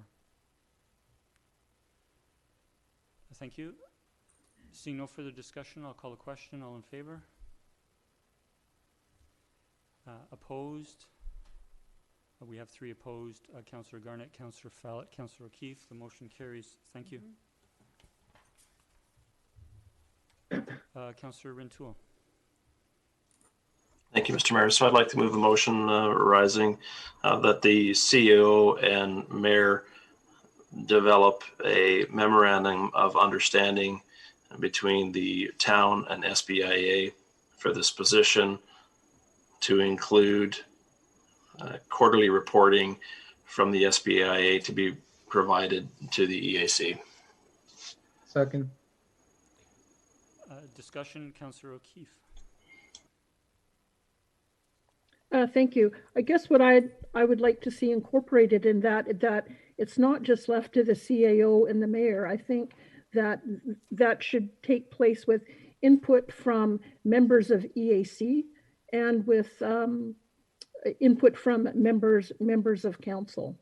So I think, the EAC should have at least some input. So I would like to see that added in if the mover would agree. Okay, you would have to move it as an amendment, Councillor O'Keefe.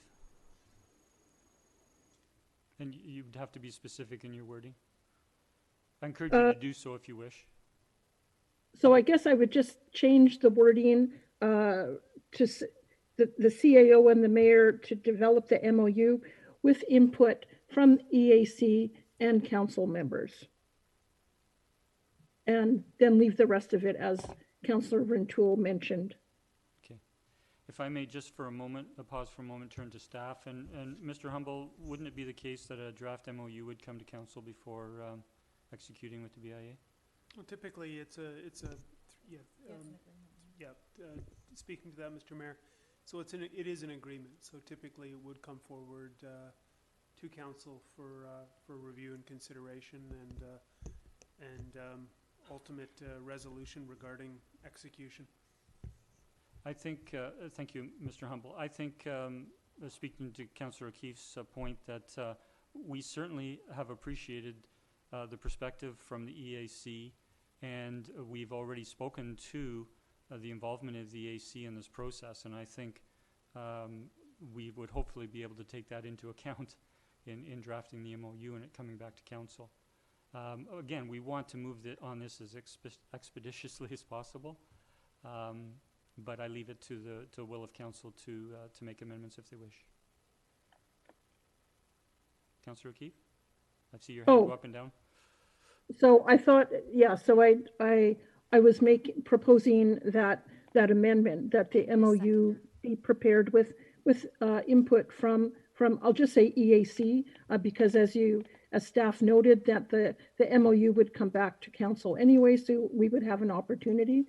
But what I point out is that, the EAC, they have provided, their input for this proposal.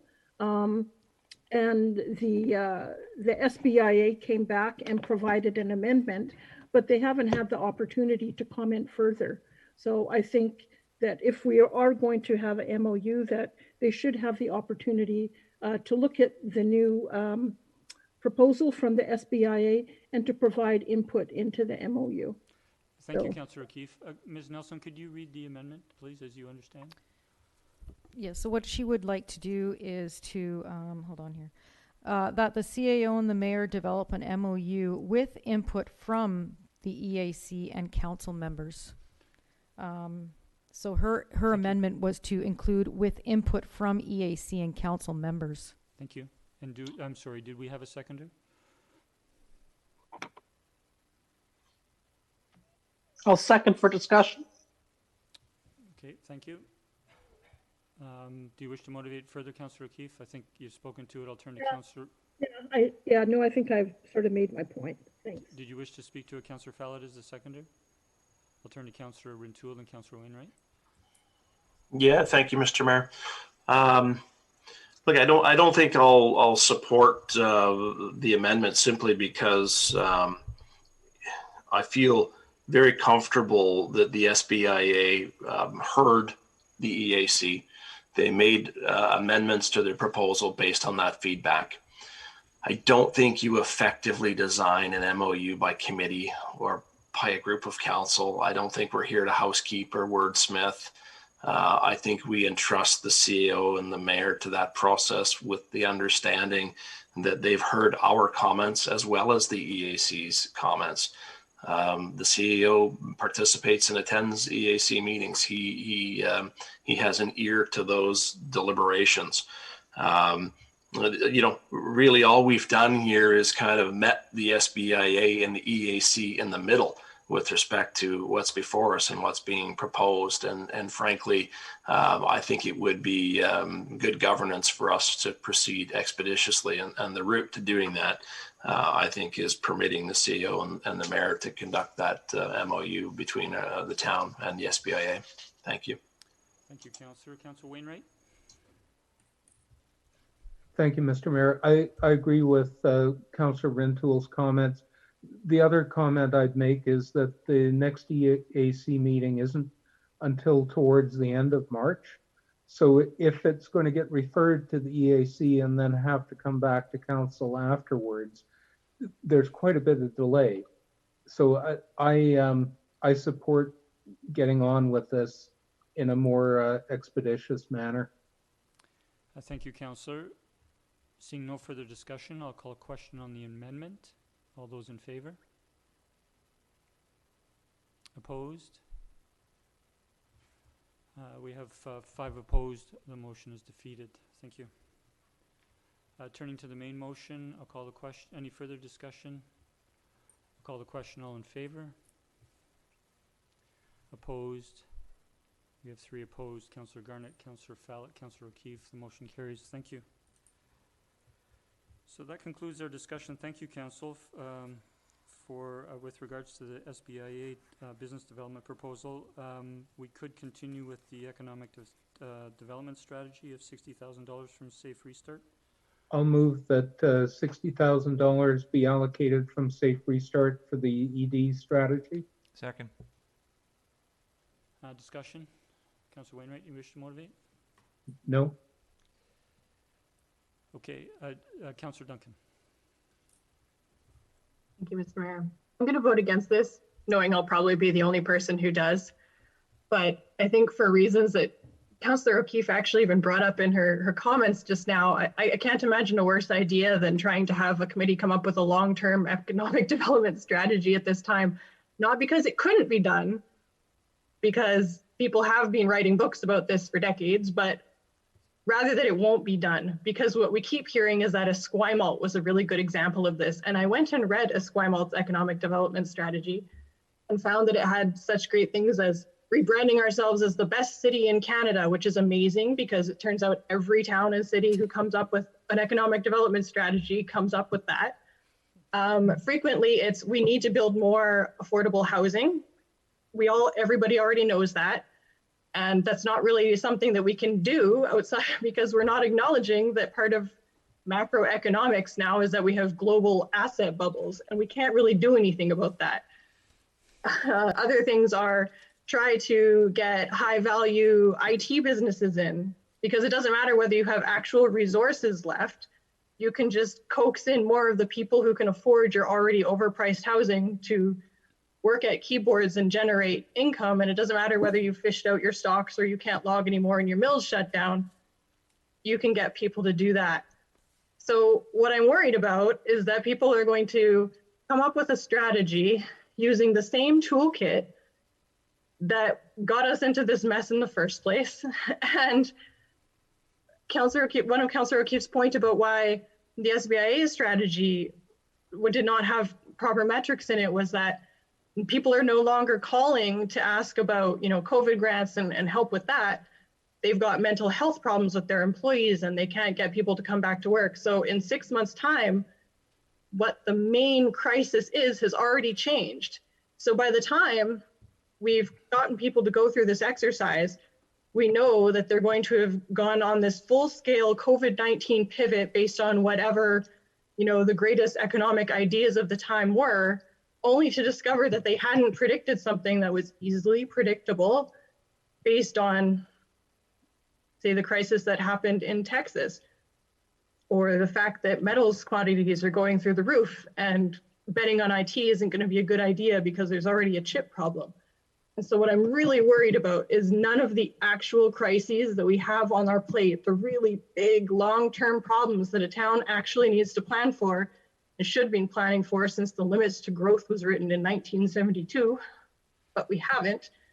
And instead, we're going to use the same playbook and then act surprised 6 months later when another unusual year happened, except it wasn't unusual. We already knew it was going to happen because we already knew that climate change was going to make these problems worse. We already knew there was going to be a global pandemic in the next few years. We already knew that there are massive substance abuse problems and socioeconomic disparities that are brewing towards flashpoints. And yet I don't think any of those are going to be adequately planned for in a way outside the paradigm that's going to make it possible to do anything about it. But that'll just be me. Thank you, Councillor. Any other first-time speakers? I'll turn to Councillor O'Keefe. Thank you. So I guess some of the comments I hear from my colleagues makes it apparent that I don't think we all have the same understanding of what it means to develop an economic development strategy. So when you're looking at a long-term economic development strategy, it's not about responding to what's going on right now. It's about building resiliency in your community for the future. It's not using the same playbook. In fact, this is exactly why we need to do this. It's been something I've been focused on for the last several years. It's something that most municipalities and local governments are recognizing around the province. I don't want to go into a great big long, economic development 101 session, but I think the point that I will make is we don't know what it means to develop a long-term economic development strategy. We haven't gone through that process. We need to have some expertise. I'm confident that once we have someone who's got expertise in why you do this, how you do it, and what comes out at the end, that my colleagues will perhaps have a little bit better understanding and level of comfort for what I think is a really important investment. It's also something supported by the EAC, who are people who are involved in business and recognize the benefits of this. So I don't see any downside to this. Thank you, Councillor. Not seeing any speakers, I'll make the comment that we have a motion on the floor to approve the $60,000, but it doesn't say what the next step forward is. And I think we should perhaps have either a motion arising or an amendment to this motion indicating that staff bring a report back on options for implementing, obtaining an economic development strategy. And of course, that could continue with input from council and the EAC. But I think just to approve the money doesn't specify what the next step is.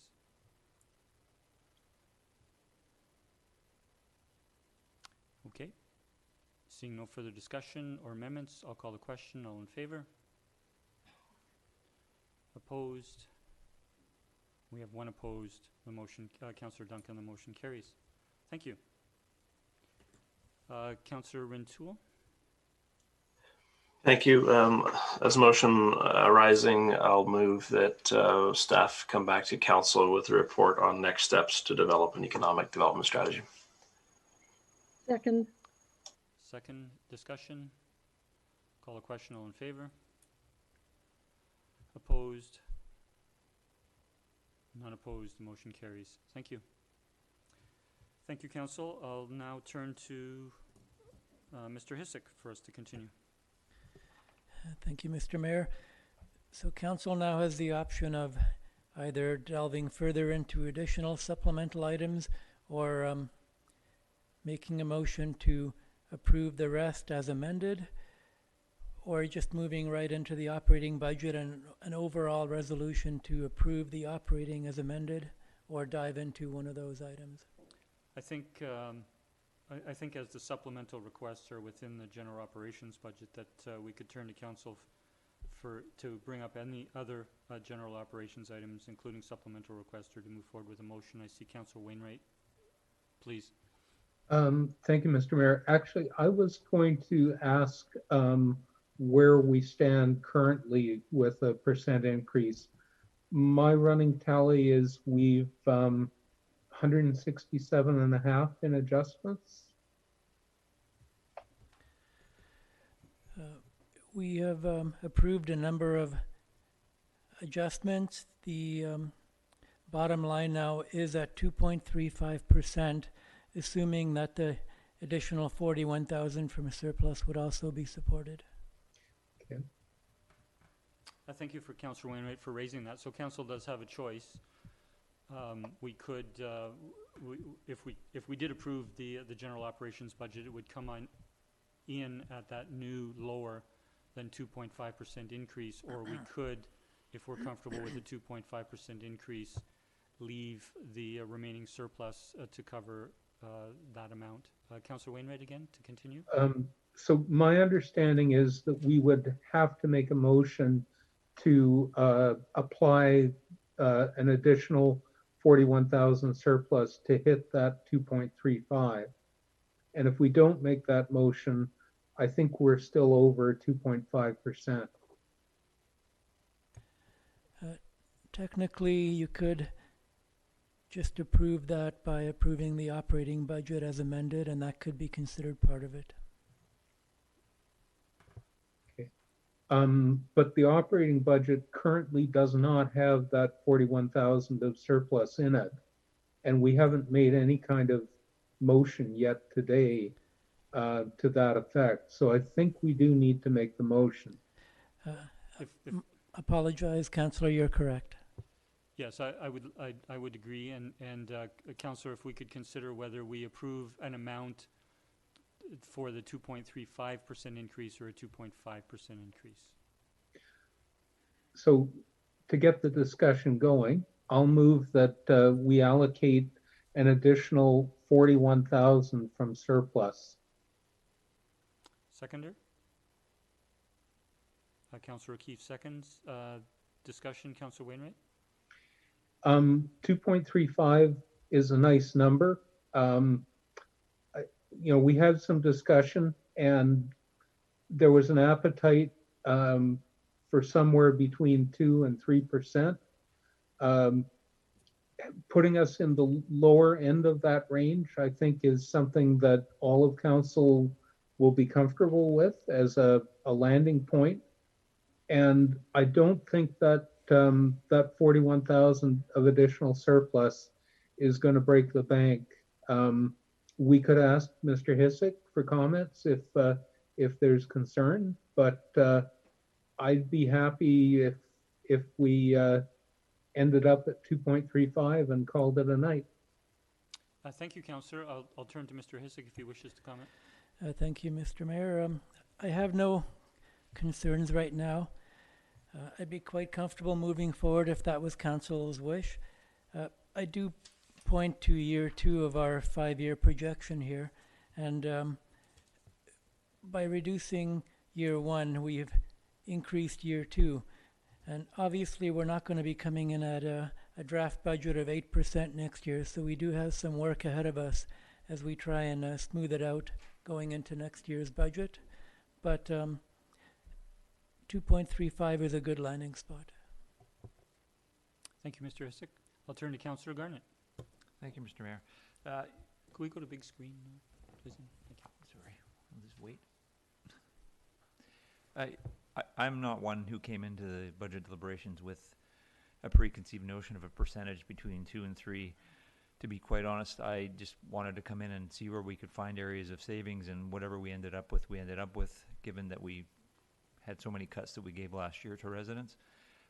2.35 would be nice, but I won't support that because I do see the downward trend of this going forward, and $41,000 may not seem like a lot. I can say it's not a lot of money, but it might be. We don't know what next year is going to bring. I like to have more money in the surplus than less, even if it's $5,000. But $41,000 to me is a significant amount of money, and I imagine to many residents in our community it is as well. So I won't support that, and I would go forward with just having the tax rate set with that money not included. Thank you. Okay, to questions through to staff based on Councillor Garnett's comments. I appreciate you can't do this calculation in your head, but if we were not to include the 41,000, what would be the tax increase? And if we wanted 2.5, what might it be? It'd be 2.7 without that 41,000. Okay. And if you wanted to hit 2.5 exactly, you would reduce that by 17,500. Okay, so we do have a motion on the floor for the 41. Thank you, Councillor Garnett. I'll turn to Councillor Fallett. Thank you very much. And thank you, Councillor Garnett, for your comments. I too came in looking at what we could do with the budget as opposed to a specific number. And I agree with Councillor Garnett's points regarding the savings and perceived savings. And I will agree with his comments, and I will not support reducing our taxes down to 2.3% and by adding the 41,000 from surplus. Thank you. Okay, thank you. Any further discussion? Councillor Rintoul? Thank you, Mr. Mayor. I did come in with some idea of where we should look to see an increase that is one that I would view as manageable and reasonable for residents. And I've also, my thinking around surplus has certainly evolved. I'd suggested we try to use the COVID restart grants as much as possible. We've yielded to surplus on occasions throughout the process. I think I'm comfortable at the 2.7, and I think that's reasonable given Mr. Hissick's note that we have a challenge looming in 2022. Given it's a minimal amount, but I view it as more of a step in the right direction. So it would be my preference that 41,000 remain in surplus, and that we look to a 2.7% increase.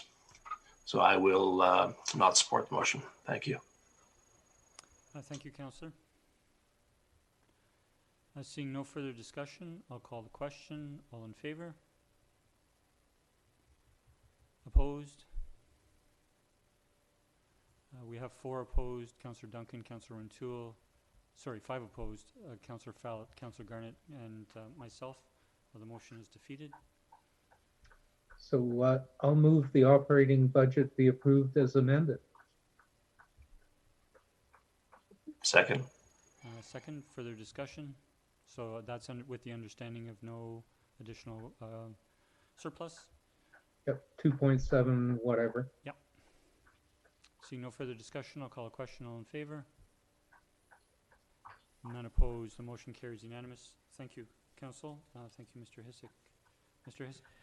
Thank you, Mr. Mayor. Just to conclude, what follows on from here is that a financial plan bylaw will be brought forward for adoption in April, and tax rates bylaw will follow shortly thereafter. But for the time being, we are assuming that everything approved so far is what will be covered in the financial plan, and we will proceed accordingly. And if we hear any further news about what the province might be thinking in terms of school taxes for this year or potential due dates, we'll bring that to Council's attention. Thank you, Mr. Hissick. I think I saw a hand, Councillor O'Keefe. Thank you. just a question, and maybe we've done this already, so forgive me. I'm just looking at the bottom of page 4 of Mr. Hissick's report in regards to the public washroom and advancing the 2022 portion of the funding to 2021. And I know it's coming from the amenity reserve. Have we covered that off, or is a motion or anything required in order for that to take place? I'm glad you caught that, Councillor. Yes, there should be a motion to make that one additional amendment to the capital funding budget. Okay, I'll also move then. Second. Further discussion? All in favor? None opposed, the motion carries unanimous. Thank you. Thank you, Councillor Keefe. I would just like to wrap up to thank Mr. Hissick, our Director of Corporate Services, Chief Financial Officer, his financial team, and all of the management across the organization for the work that went into the budget this year.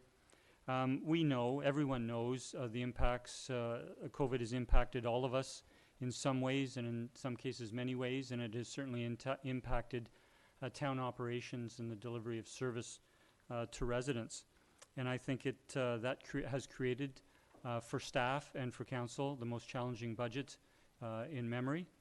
And I think that we have taken a measured approach to using the restart funds to find a balance between minimizing the tax impacts to residences and commercial businesses, but at the same time to provide the high quality level of service for the wide-ranging services that the town delivers to residents and businesses and community organizations, and to maintain the financial health of the town itself.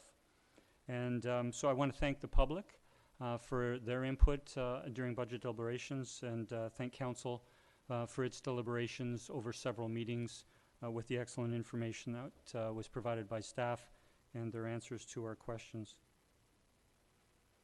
And with that, I will seek a motion to adjourn. So moved. Second. All in favor? Motion carries unanimous. Have a good night, everyone. Thank you.